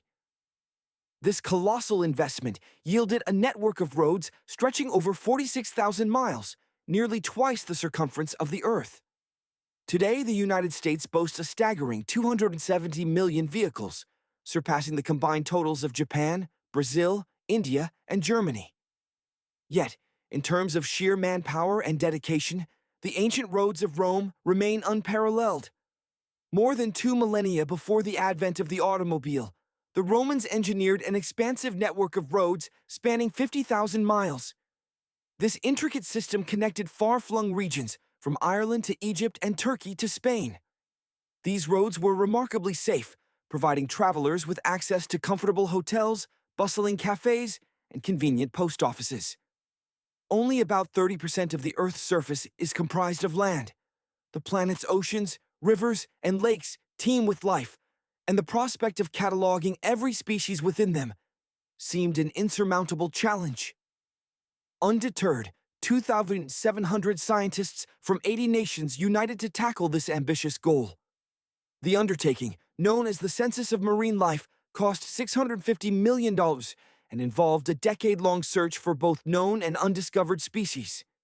It stands as one of the most comprehensive scientific endeavors ever conceived, resulting in the discovery of roughly 6,000 new species of fish, squid, and algae. The Great Wall of China stands as a testament to human ingenuity, stretching 13,000 miles with its intricate network of walls, natural barriers, and trenches. This distance is approximately twice the span from Alaska to Australia. Constructed over a period of 2,000 years, the Great Wall was built without the aid of modern machinery, relying solely on human labor. Modern China continues this legacy of ambitious construction projects. In a mere 2 years, China utilized more concrete for construction than the United States had ever used in its entire history. Roads, cities, airports, everything in China is built on a grand scale. The Three Gorges Dam undoubtedly represents the modern-day equivalent of the Great Wall. Measuring over 7,600 feet in length and 600 feet in height, it incorporates 3 times more concrete and steel than the Hoover Dam. As the largest concrete structure on Earth, its construction cost approximately $37 billion. The project necessitated the relocation of over 1 million people to make way for its creation. Switzerland boasts the world's longest and deepest railway tunnel. Deep beneath the snow-capped Alps, engineers excavated 35 miles of tunnels. Each day, 200 freight and passenger trains traverse this subterranean route. The volume of rock removed during the tunnel's construction is equivalent to that of 5 Great Pyramids. The entire project incurred a cost of approximately 12 billion. Egypt, one of the world's oldest civilizations, is currently engaged in constructing one of its newest cities. Envisioned to be roughly the size of Singapore, this metropolis will accommodate 6 million residents. It will feature modern apartments, government buildings, entertainment venues, and even an opera house. Furthermore, a sprawling park will dwarf New York's Central Park in comparison. Upon completion, this city will become Egypt's new capital. Why undertake such an ambitious project? By 2050, Cairo is projected to have a population of 40 million, making the need for new urban centers imperative. The initial manned missions to the moon cost approximately 280 billion in today's currency. However, SpaceX is determined to overcome financial barriers in its pursuit of space exploration. The company intends to establish a colony on Mars with a population of 1 million by 2050. Once the program is fully operational, SpaceX anticipates offering tickets to Mars for as little as $100,000. Yet the most ambitious scientific endeavor ever undertaken remains the International Space Station. Weighing as much as 2 Boeing 747s, it hurtles through space at a velocity of 17,500 miles per hour, equivalent to 5 miles per second. The station orbits the Earth 16 times per day. Let's journey back in time, far from the familiar world we know. Not to Egypt, not to Rome, but to a place that holds secrets just as profound. Cahokia, near modern-day St. Louis, Missouri. Imagine, if you will, a sprawling metropolis rising from the fertile lands of North America over 1,000 years ago. This isn't just a village. It's a planned city, a testament to human ingenuity and organization. Here, in the 11th century, as many as 20,000 people thrived. Their legacy? Massive earthen mounds, built by hand, monuments to a civilization that once flourished. The largest of these mounds still stands today at the Cahokia Mound State Historic Site, a silent sentinel, watching over the echoes of the past. While the complete story of the Cahokia civilization remains shrouded in mystery, archaeologists have pieced together fragments of their lives from the remnants they left behind. Among the most revealing finds are ancient teeth. By studying their structure and composition, scientists have gleaned that Cahokia was a melting pot, a home to diverse indigenous groups. Astonishingly, about a third of the inhabitants originated from distant regions of the continent. This discovery was made possible by analyzing the varying levels of substances within the teeth, offering a glimpse into their origins. The arrangement of the mounds themselves speaks volumes. This was no haphazard collection of settlements, but a meticulously planned urban center. The ruling elite resided atop the mounds, elevated both physically and socially, while the rest of the population lived in structures at ground level. Imagine the bustling activity: farming, hunting, logging, pottery, and weaving, all interwoven within the fabric of this colossal city. At the heart of Cahokia stood a colossal mound, soaring to a height of approximately 100 feet. Encircling it, a formidable wooden fence marked the boundary of the city center. Within this enclosure lay a vast open space, the plaza, believed to represent the 4 cardinal directions. It was as if the builders sought to create a space in perfect harmony with the cosmos, a reflection of their understanding of the universe. This central plaza served as the stage for ceremonies and events, drawing people from far and wide to partake in the cultural heart of Cahokia. But what fate befell this magnificent city? The answer remains elusive. One theory suggests that deforestation led to environmental degradation, ultimately contributing to Cahokia's downfall. However, other researchers dispute this, pointing to evidence that the soil remained in relatively good condition even after the city's decline. Furthermore, the arrival of Europeans was still centuries away, ruling out their influence on Cahokia's fate. Another possibility is that conflicts with neighboring communities led to the city's collapse, a reminder that even the most advanced civilizations can be vulnerable to external pressures. Today, over 65 mounds have been preserved, allowing visitors to climb to the summit of the tallest and immerse themselves in the history of this fascinating place. Even better, there are plans to designate the area as a national park. Now, let's journey further. Across continents and millennia, to another lost city shrouded in mystery. Mohenjo-Daro. Nestled in modern-day Pakistan, this city flourished during the Bronze Age, a testament to human innovation and progress.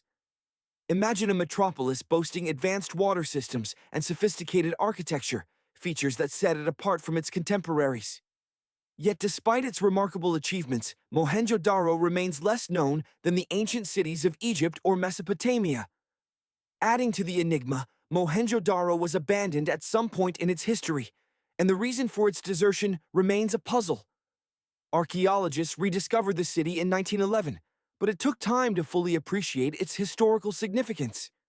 Subsequent excavations unearthed a wealth of information about Mohenjo-Daro, including its advanced sanitation system.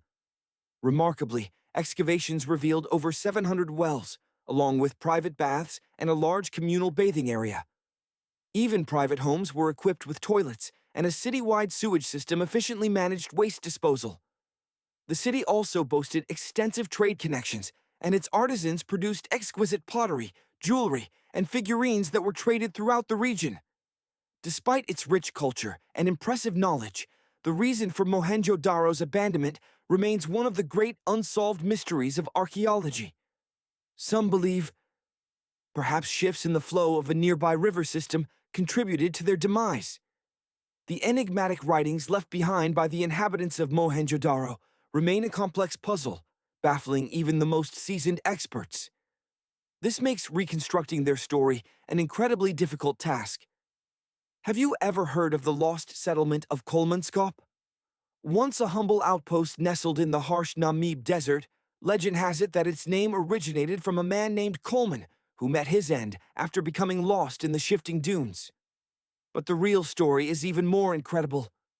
In the region, it's connected to a vast network of tunnels and other subterranean towns stretching for miles. Finally, let's conclude our journey with a visit to what may be the most peculiar and unsettling cave of all. We're heading to southeastern Romania, near the shores of the Black Sea. Here, in a desolate and expansive plain, lies an opening, a tunnel leading deep beneath the surface. The air within this cave is heavy with hydrogen sulfide and carbon dioxide. While the air we normally breathe contains around 20% oxygen, here that level plummets to a mere 10%. Without an oxygen tank, breathing freely becomes impossible. Both the air and water are saturated with toxins. Under such conditions, almost no known animals can survive. Yet this cave teems with life, 48 different species of living organisms, a staggering 33 of which are entirely new to science. The creatures lurking within are enough to send shivers down your spine, especially if you have a fear of insects. Pale, ghostly white snails and spiders crawl along the walls. Unidentified species of leeches and transparent shrimp glide through the water. White millipedes, adorned with enormous antennae resembling mustaches, creep across the cave floor. Here, you might even encounter a completely unique type of scorpion, its body transparent and white, unlike any other scorpion you've ever seen. Indeed, nothing in this cave resembles the familiar animals of the world above. All the cave's inhabitants share a common trait. They are either white or transparent. They lack eyes, relying instead on elongated legs and sensitive antennae to navigate their dark environment. Without sunlight and clean air, plants cannot survive here, meaning no oxygen is produced within the cave. So, how do these creatures manage to thrive in such a hostile environment? The answer lies in the water. The surfaces of the cave's lakes and puddles are covered in a bizarre, shifting foam. This substance is actually a living organism, composed of billions of bacteria known as autotrophs. While ordinary plants absorb carbon dioxide and use photosynthesis to generate oxygen, this cave is saturated with carbon dioxide. The autotrophs absorb this carbon dioxide and in turn secrete minuscule food particles. Bacteria consume these particles, and larger organisms then feed on the bacteria, creating a unique and self-sustaining ecosystem deep beneath the earth. Thrive on those bacteria. And so the cycle continues. In the depths, there's sustenance enough for all. This remarkable process is known as chemosynthesis. Think of it as photosynthesis's shadowy twin, using the Earth's internal chemistry instead of the sun's radiant light to fuel its reactions. Here, deep within the cave, evolution has sculpted a biological marvel, a self-contained ecosystem, utterly distinct from the world above. Science offers us answers, yet it also presents us with profound mysteries. Consider these 10 enigmas that continue to baffle the brightest minds. Imagine, if you will, a persistent, low-frequency hum, an auditory phantom that defies localization. Roughly 4% of the world's population is plagued by this phenomenon. It's a global sound, experienced across continents, taking on regional names like the Taos hum or the Auckland hum, depending on where it manifests. This sound exists right on the edge of human perception. It seems to diminish outdoors, only to intensify within the confines of buildings, especially during the still of the night. And perhaps most unsettling of all, once you become aware of it, you may never be able to ignore it.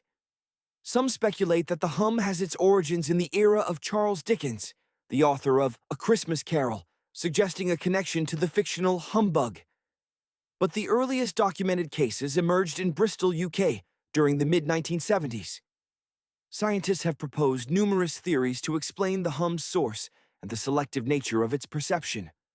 Perhaps it arises from the interaction of ocean waves with the seabed, the seismic reverberations of their collision with continental shelves. Or could it be linked to the planet's restless geological activity? Volcanic eruptions and earthquakes rumbling far below.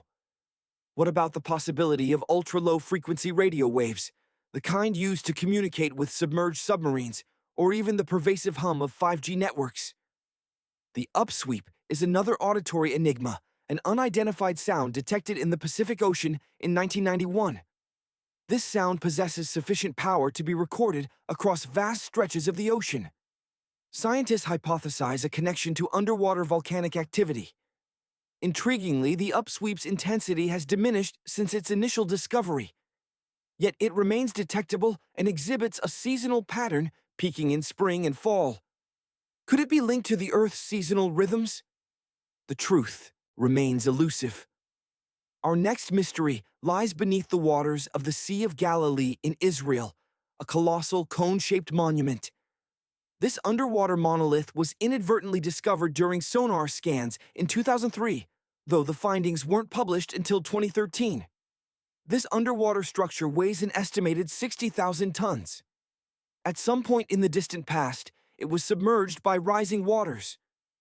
Archaeologists are perplexed by its origins, unable to determine its purpose or cultural affiliation. This immense enigmatic structure remains an unsolved puzzle. Now let's journey to Göbekli Tepe in Turkey. This site represents one of the most archaeologically significant locations on Earth. Why? Because it contains massive carved stones dating back approximately 11,000 years. To provide some context, that's roughly 6,000 years older than Stonehenge. The people who erected these stones predate the advent of agriculture, metalworking, and even pottery. The very existence of Göbekli Tepe challenges our conventional understanding of civilization's timeline, which posits that agriculture preceded monumental construction. Here, it seems, the sequence was reversed. What was the purpose of this site? Was it built to honor ancient spirits? Archaeologists suspect that it may represent the world's oldest known temple. Now, try to pronounce this. Paleodictyon nodosum. It sounds like a complex chemical formula, doesn't it? In reality, it's a living fossil found on the deep ocean floor. Some creature, as yet unidentified, creates these distinctive hexagonal burrows. What do we mean by living fossil? Paleodictyon nodosum is believed to produce burrows that are virtually identical to ancient Paleodictyon fossils. Is it the work of a worm-like animal? Scientists remain uncertain. One thing is clear. These are not random formations created by geological forces. Speaking of fossils, let's turn our attention to a truly gigantic one. Unofficially nicknamed Godzillus, it was discovered in 2011 by an amateur paleontologist. This is a scientific... Let's journey back in time, guided by the dedicated paleontologist, the individual who meticulously pieces together the ancient history of life on Earth through the study of fossilized remains. Our focus shifts to a peculiar specimen known as Godzillius. Imagine this creature. If it were standing upright, it would measure an impressive 9 feet tall, with a length stretching nearly 7 feet. This fossil, a relic from 450 million years ago, originates from a period when the very ground beneath Cincinnati was submerged beneath the waves. While some speculate it might be a fossilized algae formation, dissenting voices within the scientific community propose alternative explanations. Now, let's cross continents to South America, where we encounter a series of colossal tunnels. These aren't recent constructions. They date back a staggering 8,000 to 10,000 years. Initially, researchers stumbled upon a few of these immense burrows. Their sheer size and remarkably neat construction immediately captured the attention of geologists. These scientists openly admitted they were baffled, stating they had never encountered anything quite like these structures. No known geological process could adequately explain their creation. The existence of these burrows had been known since the 1930s, but they were initially dismissed as some form of archaeological construction. That was until the discovery of enormous claw marks etched into the walls and ceilings. This revelation sparked a new line of reasoning. Could some now extinct species have been responsible for these markings? Many geologists now firmly believe these are the burrows of giant ground sloths and armadillos that once roamed this land. This particular structure is recognized as the largest known burrow from the Paleolithic era in the Amazon region. Yet many questions remain unanswered. How could such a deliberately constructed structure arise naturally?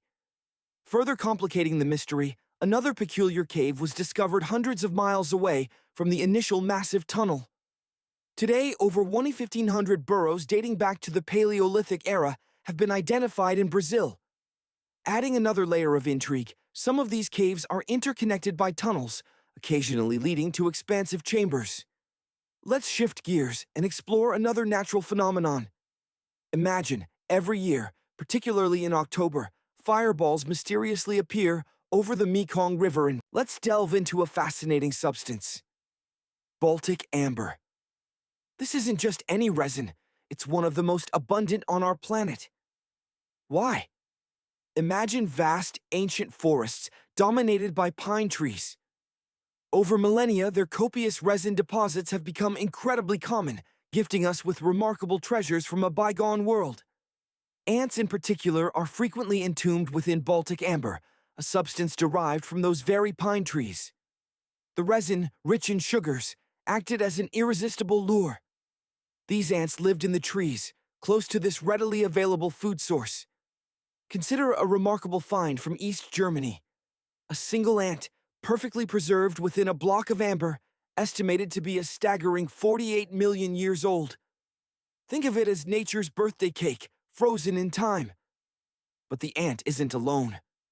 Sharing its amber tomb is another, far more sinister creature, a mite. Mites are notorious hunters in the insect world, capable of lightning-fast movements. These tiny terrors latch onto their hosts with incredible speed, relentlessly sucking them dry.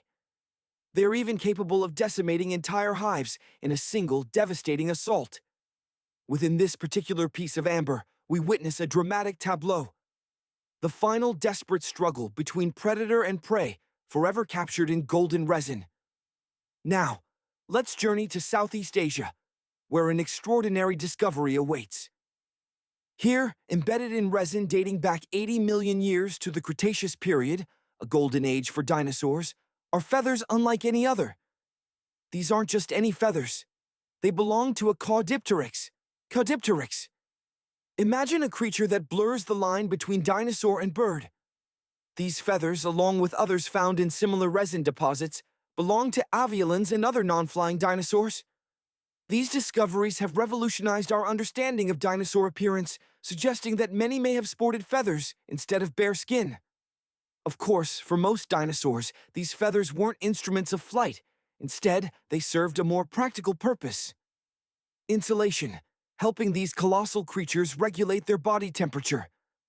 But feathers weren't the only things preserved in this ancient resin. A portion of a Caudipteryx's tail was also discovered, perfectly preserved. However, Due to its minuscule size and immense age, the DNA within hasn't survived, preventing us from mapping its entire genome. The encased tail is incredibly fragile, too delicate to be extracted from its protective amber prison. Though these finds can only be observed, they've nevertheless offered us an unprecedented glimpse into the evolution of birds.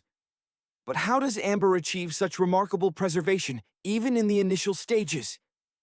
The trees produce resin as a defense mechanism, sealing any small breaches in their bark against wood-boring insects. Its antiseptic properties and low water content prevent degradation for extended periods. This resilience also allows it to petrify over vast stretches of time, ultimately transforming into a fossil. Some of the oldest amber ever unearthed dates back to the Triassic period, demonstrating its incredible longevity. Pieces discovered in Italy are approximately 230 million years old, and one of these ancient droplets holds the oldest arthropod ever recorded. A mite. This mite provides invaluable insight into the evolution of these creatures. Today, mites are often seen as a nuisance, primarily annoying gardeners by feeding on flower petals. However, back when this particular mite was trapped, flowers hadn't yet evolved petals. It would have to wait another 100 million years for that tasty meal. Fast forward to 100 million years ago. Myanmar was then part of Gondwana, the ancient supercontinent. At that time, Myanmar wasn't yet connected to Asia, but it was already a lush, vibrant forest teeming with life, including numerous species of lizards that scurried through the undergrowth, seeking refuge from the ever-present dinosaurs. Many of these lizards have been remarkably preserved within amber, leading to the discovery of ancient ancestors of modern geckos and chameleons. Using advanced CT scans, scientists have meticulously analyzed these specimens, gaining unprecedented insight into the formation of their scales, teeth, feet, and claws. This also provides an understanding of how these archaic creatures once appeared. Although the finds are mostly fragments of lizards, modern technology allows scientists to create detailed 3D reconstructions. These images reveal the full form of these ancient reptiles, showcasing that they retain many of their original features even today, such as the chameleon's specialized sticky pads used for climbing. Another incredible find is a salamander fossil, dating back roughly 20 million years, which is among the most complete specimens ever discovered in amber. The details of its final moments reveal that it was attacked before becoming trapped in the resin. What's particularly puzzling about this find from the Miocene epoch is that the amber was discovered in the Caribbean, yet it originated from a tree more closely related to those found in East Africa. The lizard also has.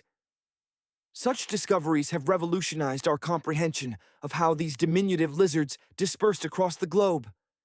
Imagine these tiny creatures, hitching rides on fallen logs, embarking on epic voyages across vast oceans, eventually colonizing not only the Caribbean, but virtually every continent, with the notable exception of Antarctica, a land deemed too frigid even for the most intrepid reptile. Now, let's journey to the Dominican Republic, a place renowned for harboring some of the most exquisite and rare amber specimens on Earth. This particular Dominican amber originated from the lush, neotropical forests that thrived approximately 20 million years ago. Astonishingly, many of the tree species responsible for producing this precious resin are now extinct. The resulting amber is famed for its exceptional transparency and its stunning array of colors. Imagine hues of fiery red, vibrant yellow, and even mesmerizing blue, so captivating that they're easily mistaken for genuine gemstones. In one remarkable find, a flea was discovered perfectly entombed within the amber, offering a glimpse into a time when these ancient forests were at their zenith, teeming with diverse mammalian life. Fleas were undoubtedly commonplace during this epoch, and this particular specimen had evidently enjoyed a recent blood meal from a mammal before its unfortunate demise. But the story doesn't end there. Intriguingly, scientists made an even more astonishing discovery within the flea itself, as they meticulously analyzed the flea's contents, seeking to identify the mammalian DNA. They stumbled upon traces of an ancient bacterial blight. These blights, devastating microbial plagues, have been a recurring scourge throughout Earth's history, responsible for precipitous declines in both animal and plant populations. This now extinct blight, preserved within the amber, has provided invaluable insights into the evolution of bacteria and the mechanisms by which they spread, offering a crucial window into the past. Now, while most insects trapped in amber are typically reduced to mere exoskeletal remnants, some extraordinary specimens have been unearthed in Myanmar, boasting such exceptional preservation that even their original coloration remains remarkably intact. Colors in the natural world manifest in three primary ways. First, there's bioluminescence, a mesmerizing phenomenon produced by chemical reactions within living organisms. Second, we have pigments, where color is derived from within the tissues of animals or plants. And third, there's structural coloration, a fascinating process where microscopic surface structures interact with light to generate color. These rare insects encased in Myanmar amber exhibited structural coloration, but only at specific wavelengths.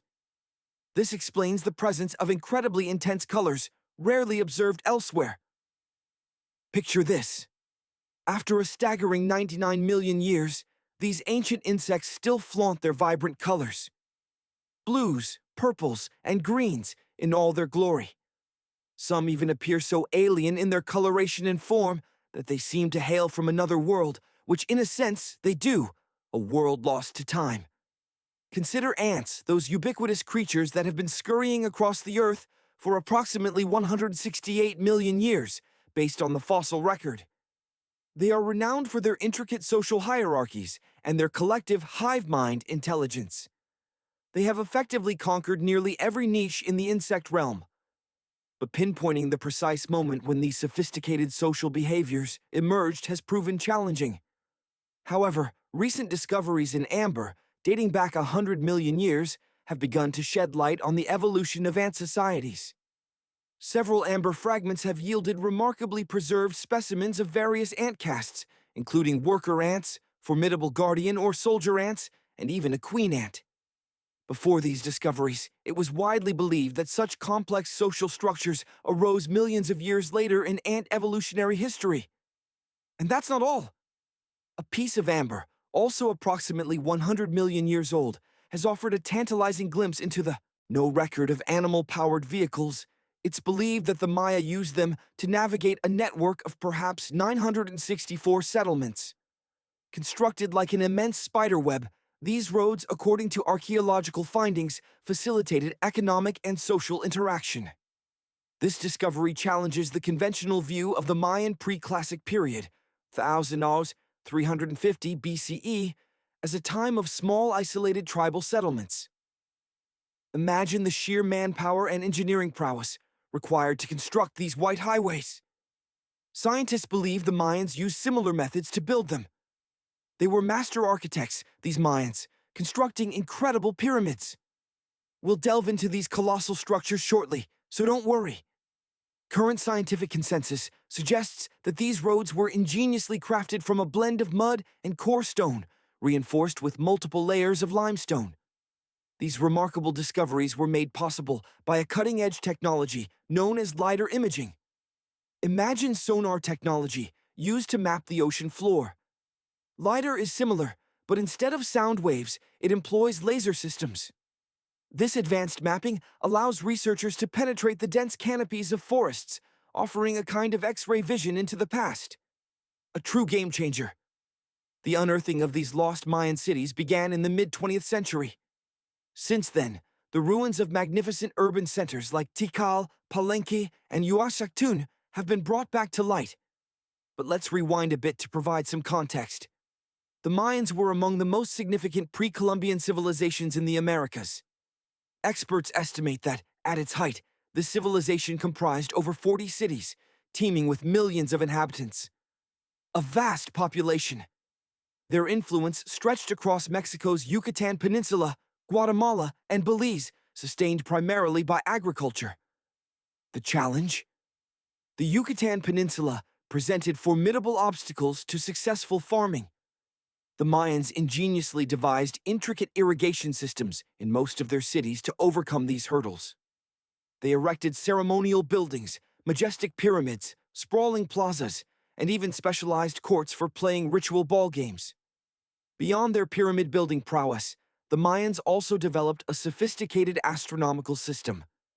Using only the most rudimentary ancient technology, they accurately predicted the positions of planets like Venus and Mars, and even the precise timing of eclipses. Now, let's journey to some of their most significant sites. Behold Tikal, nestled deep within the heart of the Guatemalan jungle. It's believed that Tikal served as the capital of the ancient Mayan Empire. At its zenith, Tikal rivaled the importance of modern metropolises like London or New York. The city is a complex of interconnected monuments. The entire site contains around 12,000 structures. The North Acropolis represents Tikal's oldest complex of monuments, built entirely by human labor around 350 BCE. This sacred area served as the final resting place for Mayan kings and chieftains. Its towering monuments soar to heights of up to 200 feet.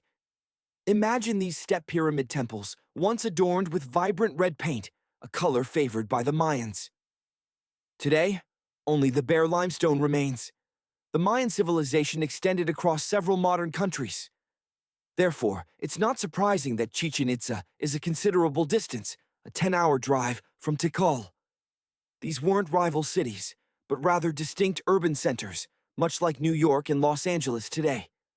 Chichen Itza boasts one of the best-preserved Mayan pyramids on Earth. Located in Mexico's Yucatan state, this ancient city is over 1,500 years old. During its peak, it housed approximately 35,000 residents. The site encompasses 4 square miles. The highlight is El Castillo, an imposing step-like temple rising 80 feet above the ground. Its most distinctive feature is the 91 steps on each of its 4 sides. Including the upper platform, this totals 365 steps, perfectly corresponding to the number of days in a solar year. And now, we arrive at the lost city of Palenque.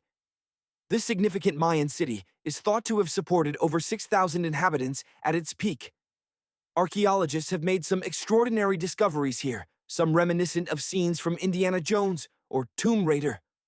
One of the structures in Palenque is believed to be the final resting place of the Red Queen of Palenque, possibly the grandmother of one of the last Mayan kings. A grand monument was erected to house her remains after her death. The discovery of the tomb itself was an adventure. In 1994, while excavating the site, archaeologists stumbled upon an ancient monument. Their first glimpse revealed a chamber with a concealed doorway. Upon opening it, they found themselves in an 8-foot-long corridor. Beyond the winding corridors lay the Queen's chamber, a place undisturbed for centuries. Imagine, within this silent space, lay the mummy of the Mayan queen herself, adorned with the treasures of her reign. Lustrous pearls, shimmering jade shells, and priceless rocks accompanied her in eternal slumber. But as the team meticulously examined the chamber's remains, a perplexing sight met their eyes. The room was strangely filled with a vibrant, red-colored powder. The color red held deep significance for the Mayan people, yet the purpose of this unusual burial custom remained a mystery. A sample of the enigmatic substance was carefully collected for detailed analysis. Back in the lab, the truth was revealed. The red powder was cinnabar, a mineral laced with deadly mercury. Inhaling this powder could inflict severe and lasting damage on the human body. The team concluded that this was no mere burial custom. It was a carefully laid trap designed to protect the queen's riches from grave robbers. A silent, deadly curse for those who dared to disturb her rest. But a larger mystery still lingered. The decline of this once almighty empire. What series of cataclysmic events led to their downfall? Was it a prolonged drought that withered their lands? Or perhaps a devastating disease that swept through their cities? Recent research from 2017 offered a new perspective on this enduring question. By analyzing radiocarbon data from ceramics and conducting meticulous archaeological excavations at a site called Cebol, southwest of Tikal, scientists unearthed crucial clues about the civilization's demise. The evidence suggested that the Mayan civilization didn't collapse in a single swift stroke. Instead, their world crumbled in waves, beset by social instability and escalating political crises. These tumultuous events gradually eroded the foundations of Mayan city centers, leading to the widespread dispersal of their population. The great cities emptied, the jungle reclaimed its own, and the Mayan civilization faded into the mists of time. So, what do you make of the final chapter in this epic story? Nanoparticles of gold, silver, and copper embedded within the glass matrix. These minute particles create an effect known as dichroism, where the color of the glass changes depending on the angle of light. What's even more astonishing is that the gold and silver were ground into an incredibly fine dust, a feat nearly impossible to achieve accidentally. It strongly suggests that the ancient artisans possessed a sophisticated understanding of materials science. Let's journey to Olivia, where we find the intriguing site of Puma Punku. This place appears as if a giant from a bygone era had been playing with a massive set of building blocks, only to abandon the game and leave the pieces scattered haphazardly. Of course, there were no giants. Instead, these enormous stone blocks were meticulously carved by ancient builders over 1,500 years ago. Some of these stones weigh as much as 100 tons. Adding to the puzzle, these colossal blocks were transported to an altitude of nearly 13,000 feet above sea level, sourced from a quarry located 60 miles away. The surrounding terrain is barren, devoid of forests, meaning that the builders couldn't rely on wooden rollers for transportation. Furthermore, this monument is attributed to the Inca civilization, a culture that, according to conventional understanding, had no knowledge of the wheel. In 1992, in a small Chinese village, residents decided to drain a long-standing pond, a body of water their ancestors had used for generations for washing and fishing. After 17 days of relentless pumping, the water level finally receded, revealing an astonishing secret hidden beneath the surface. The villagers discovered an entrance to a cave system that plunged downwards to a depth of 100 feet. This incredible find became known as the Longyu Caves. Within, unknown builders had carved out an astounding 320,000 square feet of galleries. The caves feature separate rooms, bridges, pools, and intricately carved columns that support the ceiling. The walls are adorned with strange carved lines and patterns, their meaning lost to time. To this day, scientists have found no historical records or accounts that explain who built these caves or the purpose they served. The construction techniques employed also remain a complete mystery. Switching gears, we turn to Antonio Stradivari, an Italian artisan who lived in the 18th century. He was a master craftsman of musical instruments, and over 600 of his creations have survived to this day, including approximately 500 violins. One of these exquisite instruments fetched a staggering $16 million at auction. The violins crafted by Stradivari are renowned for their unparalleled clarity and depth of sound. Despite centuries of study, researchers still struggle to fully understand the secrets behind the unique acoustic properties of Stradivarius instruments. Some speculate that the answer lies in the specific varnish that Stradivari used to coat his violins, a formula lost to time. Others believe the key lies in the wood itself. During Stradivari's era, Europe experienced a period of colder climate. This resulted in denser wood growth, which may have contributed to the exceptional sound quality of the instruments. Finally, consider the Iron Pillar of Delhi, located in India. This towering structure stands 23 feet high, weighs an impressive 6.5 tons, and is composed of 98% wrought iron. Imagine a monument standing for over a millennium and a half, yet bearing no trace of rust or decay. This is the famed Iron Pillar of Delhi. Scientists have long been puzzled by its remarkable preservation. Music. The secret, they believe, lies in the unique combination of the arid climate and the metal's inherent chemical properties. This may have imparted an unusual resistance to corrosion. But the question remains: how did ancient blacksmiths forge an iron pillar so impervious to rust? Music. Even modern metallurgists would find such a feat challenging. The Al Nasla rock formation presents another enigma. A massive boulder cleaved perfectly in two by an impossibly straight slit. Each half rests upon a small natural pedestal. Speculation abounds, with some suggesting the involvement of advanced, perhaps even laser-based, ancient technology.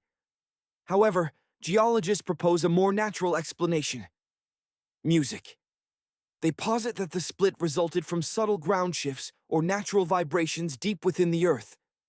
This slow, relentless process gradually deepened the crack over thousands of years. Music, eventually, the natural monument assumed the form we see today. Picture this. You're hopelessly lost in the dense jungles of Mexico's Yucatan Peninsula. Unfamiliar sounds echo around you, and the sun is rapidly sinking below the horizon.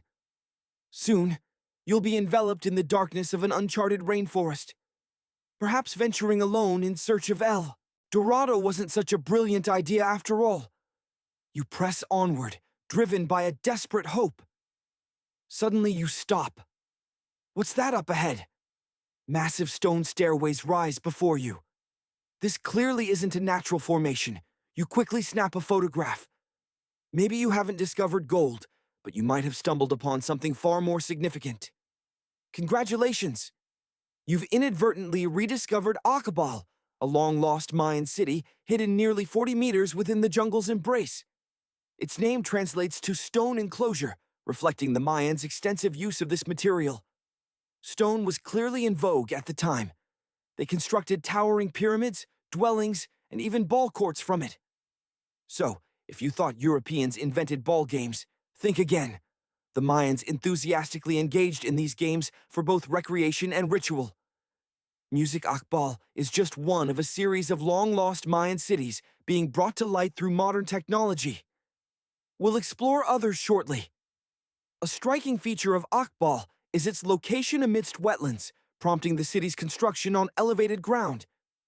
The city was monumental, spanning over 120 acres. That's an area equivalent to 90 football fields laid side by side. Scientists have found evidence of pyramids reaching up to 49 feet in height, suggesting Akbal was a vital social and political center between 250 and 1000 CE. This is undoubtedly a game-changer in our understanding of Mayan civilization. While the unearthing of lost Mayan cities began in the 19th century, modern technologies like LiDAR, light detection, and ranging imaging are revolutionizing the field. LiDAR allows archaeologists to penetrate the dense forest canopies, revealing hidden structures without the need to risk getting lost in the jungle as you almost did. LiDAR functions much like an X-ray, emitting laser beams that detect subtle variations in the terrain, indicative of ruins or ancient constructions. According to space archaeologist Sarah Parkek, satellite imagery has become indispensable in discovering ancient cities across South America, Egypt, and beyond. Parkak spends her days meticulously examining satellite images, searching for telltale signs of buried cities. She explains that ruins are often concealed by vegetation, soil, or sand, making their detection exceptionally challenging. But thanks to these advanced tools, scientists have also made remarkable discoveries, such as the vast network of ancient Mayan causeways that crisscrossed old Mayan territories. Just look at these roadways. You might expect to find such impressive infrastructure in places like Portugal, England, or the United States. We're talking about roads nearly 40 meters, 130 feet wide, often painted white to aid nighttime navigation. Scientists recently unearthed a 180-kilometer, 110-mile network of these roads, dating back to a period before the earliest previously known Mayan highways. These roadways, sometimes traversing swampy terrain and even elevated in sections, are now being hailed as the world's first superhighways. Even without evidence of animal-powered vehicles, it's believed that the Maya used them to travel between a possible 964 settlements. They were built like a giant spiderweb. And from what archaeologists have gathered, indeed, this extensive road network served as the very lifeblood, connecting Mayan cities through a complex web of economic and social interactions. This revelation shatters the previously held notion that the Mayan pre-classic period, stretching back to 2000 BCE, was merely a collection of scattered tribal settlements. Just imagine the sheer manpower and engineering prowess required to construct these gleaming white highways. Experts believe that these causeways were erected using methods similar to those employed in the construction of Mayan pyramids, utilizing a mixture of mud and quarried stone. Furthermore, multiple layers of limestone were incorporated to achieve their distinctive white appearance. Astonishing, isn't it? But let's rewind a bit to provide some context. The Mayans were among the most influential pre-Columbian civilizations to inhabit the Americas. It's believed that at its zenith, the Mayan civilization encompassed over 40 cities, teeming with millions of inhabitants. That's a staggering number. Their civilization extended across Mexico's Yucatan Peninsula, Guatemala, and Belize. They primarily sustained themselves through agriculture.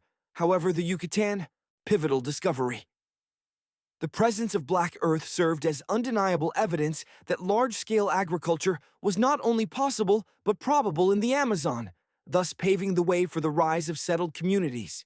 Then, in the 1990s, along the Xingu River in Brazil, a team of archaeologists from the University of Florida made a stunning find. Collaborating with local indigenous communities, they unearthed a network of enormous ditches. Mapping these trenches revealed them to be the remnants of a vast settlement, carefully engineered walls surrounding a central plaza. Some of these trenches were actually roads, arteries that connected to even more settlements. Incredibly, this single region of the Amazon, an area roughly the size of New Jersey, was once a complex web of dozens of settlements, believed to have housed at least 50,000 people between 1250 and 1650 CE. Further discoveries were made possible through the use of LiDAR, light detection and ranging imaging, a revolutionary technology that allows researchers to create detailed satellite maps of the forest floor without ever setting foot inside. In Acre, Brazil, LiDAR revealed a network of trenches dating back to 200 to 1200 CE, suggesting settlements capable of supporting a population of around 60,000. Images from near the Xingu River hinted at the existence of cities that may have housed as many as 50 million people. These were the true lost cities of the Amazon. And here's the astonishing twist. These images suggest that Fawcett was remarkably close to a major breakthrough. He was searching in the right area. However, he was looking for the wrong kind of city. Unlike cities like Cusco, which were built primarily from stone, Amazonian settlements relied on wood and earth. These materials are, of course, far more susceptible to decay, and over the centuries they likely decomposed almost entirely. Finding these lost cities required a level of technological sophistication that Fawcett simply didn't have access to in his time. Imagine a place on Earth, a place so unique that it might transport you to another dimension. In 1997, a phone call came into an American radio show. An employee answered, and on the other end of the line was a man who introduced himself as Mel Waters. Waters began to spin a tale about a truly bizarre hole he'd discovered on his rural property near Ellensburg, Washington. "I used a fishing line and a weight to measure it," Mel claimed. "According to my calculations, it's 80,000 feet deep. That's over 15 miles straight down. And that wasn't all. Some weird paranormal things have been going on here." He described a mysterious black beam. Imagine a hole, a mysterious abyss from which strange energies erupted at certain times of the day. According to the stories, this hole possessed supernatural abilities, the power to restore life to the deceased and, unbelievably, to ignite ice. Yes, the ice did not melt. Instead, it burned with the intensity of coal. The tale of this strange hole spread like wildfire. A man named Mel managed to convince many that his story held truth. Among those intrigued was a geologist named Jack Powell. With decades of experience in geology, Jack found Mel's claims of a bottomless pit particularly intriguing. He knew the deepest artificial shafts extended just over 40,000 feet below the surface. Driven by curiosity, Jack embarked on an investigation, but the elusive hole remained unfound. Further inquiries yielded an even more perplexing revelation. No record existed of a Mel Waters living near Ellensburg, Washington. After the initial phone call that brought the story to light, the mysterious Mel claimed he had been offered bribes to silence him.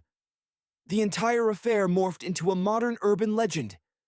In the years that followed, numerous individuals came forward, claiming to have located the hole and witnessed bizarre phenomena.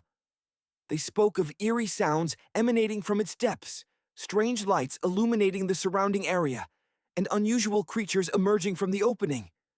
Some theorized that the hole plunged directly to the Earth's core, while others believed it served as a clandestine portal to another dimension.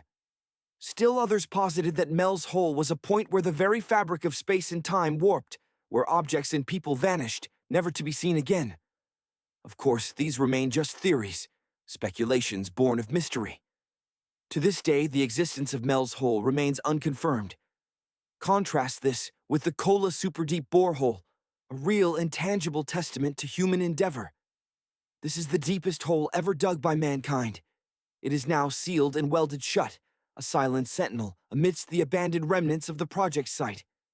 It took nearly 2 decades to bore several miles into the Earth's crust. The project was halted when they encountered rocks 2.7 billion years old. These rocks registered temperatures of 356 degrees Kelvin, nearly twice as hot as anticipated. While a hole of such depth might evoke images from horror films, take comfort in knowing that it is only 9 inches in diameter. One can't simply stumble and fall into its depths. Despite its narrow gauge, many locals harbor a deep-seated fear of the borehole. They claim to hear terrifying screams echoing from its depths during the night. Now, imagine descending into Krubera Cave, one of the deepest cave systems on Earth. Know that reaching its bottom could take days, even weeks. This colossal cave complex, nestled in the heart of Georgia, plunges over a mile beneath the surface, earning it the moniker the Everest of Caves. The cave system presents a truly daunting prospect. Imagine yourself descending into that abyss. Yet, it also teems with a fascinating array of wildlife. Deep within its depths lies a basin filled with water. Consider, too, the Berkeley Pit, a toxic scar upon the landscape. This former open-pit copper mine, located in the western United States, stretches a mile in length and half a mile in width. It plunges to a depth of 1,180 feet, exceeding the height of the Empire State Building. Nearly half of its volume is filled with intensely acidic water, rivaling the acidity of gastric acid or lemon juice. This pit is laden with hazardous chemicals and heavy metals. The water's surface shimmers with a reddish hue, a testament to the heavy metals suspended within, like poisonous breadcrumbs in a deadly soup. This toxic concoction has claimed the lives of countless birds that dared to land upon its surface. For those curious enough, one can purchase a ticket and observe the pit from a safe distance. Imagine a perfect day. The sun shines brightly, unburdened by clouds, and you find yourself in the tropics, swimming in the sea. The water is so clear that you feel you can see the seabed far below.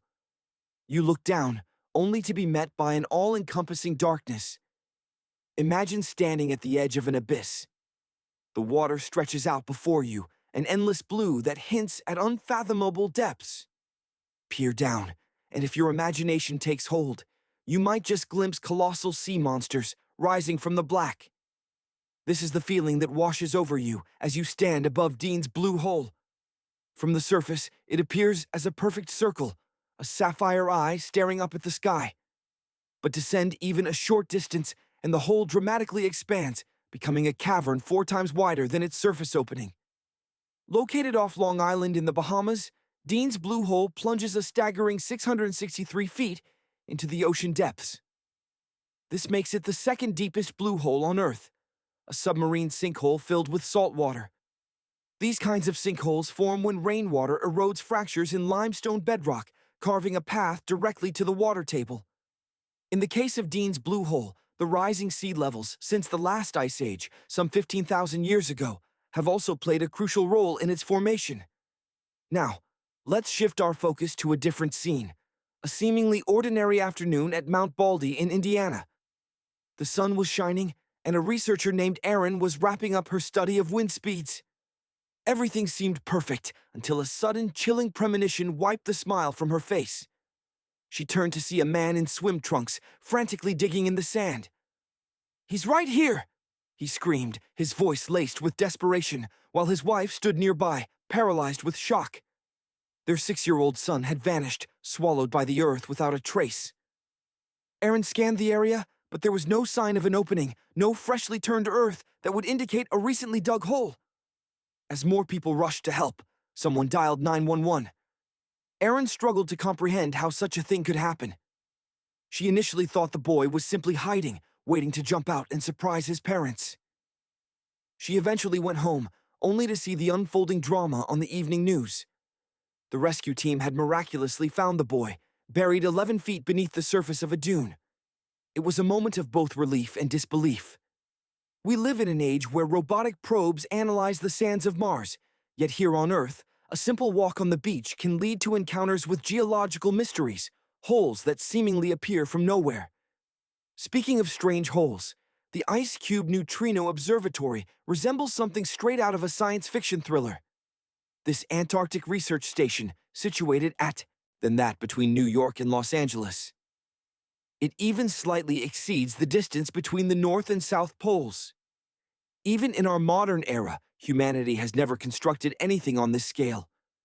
Of course, such a monumental project was not completed overnight. The Great Wall of China was built over centuries. Ancient cities often had defensive walls to protect themselves from invaders. Chinese cities were no exception.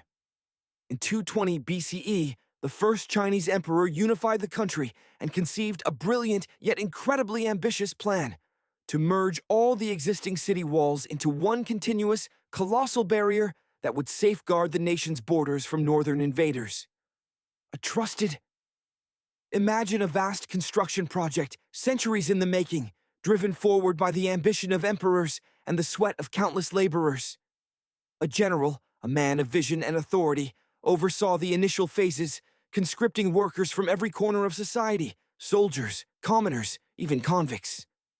Back then, the wall was a rough-hewn affair, built from rammed earth and timber, a far cry from the imposing structure we know today.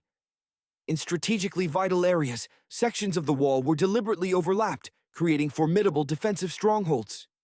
These early walls averaged around 26 feet in height, a significant barrier, but merely the foundation for what was to come. Each successive emperor took up the mantle, continuing the grand project. They strengthened and extended the wall, constantly repairing and modernizing construction techniques. Some opted for the enduring strength of bricks, while others favored the grandeur of granite and marble blocks. Watchtowers and platforms, those iconic features of the Great Wall, weren't part of the original design. They were later additions, conceived by the Ming emperors. These towers served as vital communication hubs, allowing messages to be relayed across vast distances using smoke and fire signals. The Great Wall, therefore, isn't a uniform structure. It's a patchwork of materials and styles, a testament to the countless hours and immense effort poured into its creation over centuries. This very inconsistency only adds to its charm, revealing the long and complex history etched into its stones. But what has allowed sections of this colossal wall to endure for centuries, standing strong against the relentless forces of time and nature? The answer lies in an unexpected ingredient: glutinous rice flour. This sticky rice mortar, a seemingly simple concoction, proved to be remarkably effective, acting almost like a super-strong cement. Its waterproof properties tightly sealed the bricks together, preventing even the most tenacious weeds from taking root between them. Look closely at some of the bricks, and you might notice carved inscriptions. These weren't idle graffiti. They were a form of quality assurance left by the workers who built the wall. These markings contained crucial information: the location, quantity of materials used, and the names of the responsible officials. In case of any issues with the quality of the materials or construction, accountability could be swiftly determined. Recently, a dedicated research team delved into the official historical documents of the Ming Dynasty, which ruled China from the 14th to the 17th centuries. Their efforts unearthed intriguing records of secret doors hidden within the Great Wall. Intrigued, they set out to find them. Employing a sophisticated flying robot, they captured incredibly detailed centimeter-resolution photographs of the wall. This allowed them to survey 90% of the Ming Dynasty-era construction. The result? The discovery of over 220 secret doors concealed along its length. Some of these hidden passages were narrow, designed to allow only a single person to pass through at a time. Others were surprisingly large, capable of accommodating 2 horses side by side. But why would a defensive wall, built to keep enemies out, incorporate secret entrances? The answer, of course, is that these were covert passages. Their design perfectly blended with the surrounding terrain, and the exterior exits were meticulously camouflaged with bricks, making them virtually indistinguishable from the rest of the wall. The Great Wall was never solely a defensive barrier. It was a multifaceted structure, serving various purposes. It wasn't completely closed off. It could be opened as needed. It facilitated trade and commerce, enabled communication between those inside and outside the wall, and, naturally, played a crucial role in defense and espionage. Some of these secret doors were used for clandestine trade with those on the other side. Smaller passages allowed individuals to slip out and gather intelligence on enemy movements. The hidden gates also provided opportunities for surprise attacks. The camouflaged exits, so seamlessly integrated into the wall's exterior, gave the enemy no clue as to their location. Inside, Chinese soldiers could access these secret passages, move undetected through the wall, and then breach the camouflaged exit gate from within, launching a sudden and unexpected assault. While the primary objective was to prevent outsiders from entering the city, the wall wasn't entirely foolproof. It could be climbed or circumvented. Constant vigilance was required. Guards were stationed along its length, ready to signal approaching enemies to the troops. The wall provided valuable time to mobilize forces and prepare the country's defenses. It could also be used to lure enemy troops into strategically disadvantageous positions. Construction on the Great Wall ceased at the end of the 19th century. The wall gradually lost its strategic and military importance. Over the centuries, time has taken its toll. Today, a mere 8% of the Great Wall remains in good condition, a testament to its enduring strength, but also a stark reminder of its vulnerability. The rest bears the scars of age and conflict, damaged by the relentless march of time. Even more tragically, roughly a third of this colossal structure has vanished entirely, lost to the combined forces of natural erosion and the impact of human activity. One might jest that it's now merely a pretty good wall, but its historical significance remains undeniable. The earliest sections of the wall, as we recall, were constructed from rammed earth and wood. Alas, these materials, while readily available, are hardly impervious to the ravages of millennia. Destructive farming practices have further exacerbated the problem, transforming vast swaths of land into barren deserts, thereby accelerating erosion. In more recent times, the wall has suffered further indignities. Throughout the last century, countless bricks were pilfered, repurposed for the construction of farms and homes. Even now, the slow deconstruction continues, stone by stone, this time at the hands of tourists. A souvenir here, a memento there. It may seem insignificant, but the cumulative effect is devastating. Consider that over 10 million tourists flock to the Great Wall each year. That's a staggering number of missing stones. Since 1987, UNESCO has recognized the wall as a World Heritage Site, underscoring its paramount importance to humanity. It stands as one of China's 56 such sites, placing the nation second only to Italy, which boasts 58 UNESCO-protected landmarks. But did you know that this iconic structure is more than just a tourist destination? It's also the grueling location of the Great Wall Marathon. Established in 1999, this race is renowned as one of the most challenging on the planet. And yes, as you might expect, runners must navigate the wall's formidable steps. Participants can choose from 3 distances: the full marathon, 26 miles, the half marathon, 13 miles, or a shorter, more leisurely 5-mile fun run. Let's cast our minds back to the first millennium CE. That era witnessed the rise and fall of the Roman Empire and the transition into the tumultuous Middle Ages. Some historians even consider it the peak of the Mayan civilization in Mesoamerica. But thanks to advancements in technology, our understanding of history is ever evolving. Archaeologists have uncovered evidence suggesting that the Mayan civilization may have begun far earlier than previously believed, and that from its inception, it was anything but simple. To delve deeper into this mystery, we must venture into the depths of the Guatemalan rainforest. Are you ready for the journey? These rainforests, dense and difficult to penetrate, would present a formidable challenge to any archaeologist. Indeed, their inaccessibility is a major reason why the truth about the Mayans has remained shrouded in mystery for so long. But consider this. Would you expect to find elaborate ruins like those in Portugal, England, or the United States? I'm talking about roads, some 130 feet wide, painted white to guide travelers through the night. To give you a sense of scale, these roadways were about half the length of an American football field. Recently, scientists unearthed a vast network of such roads stretching over 110 miles.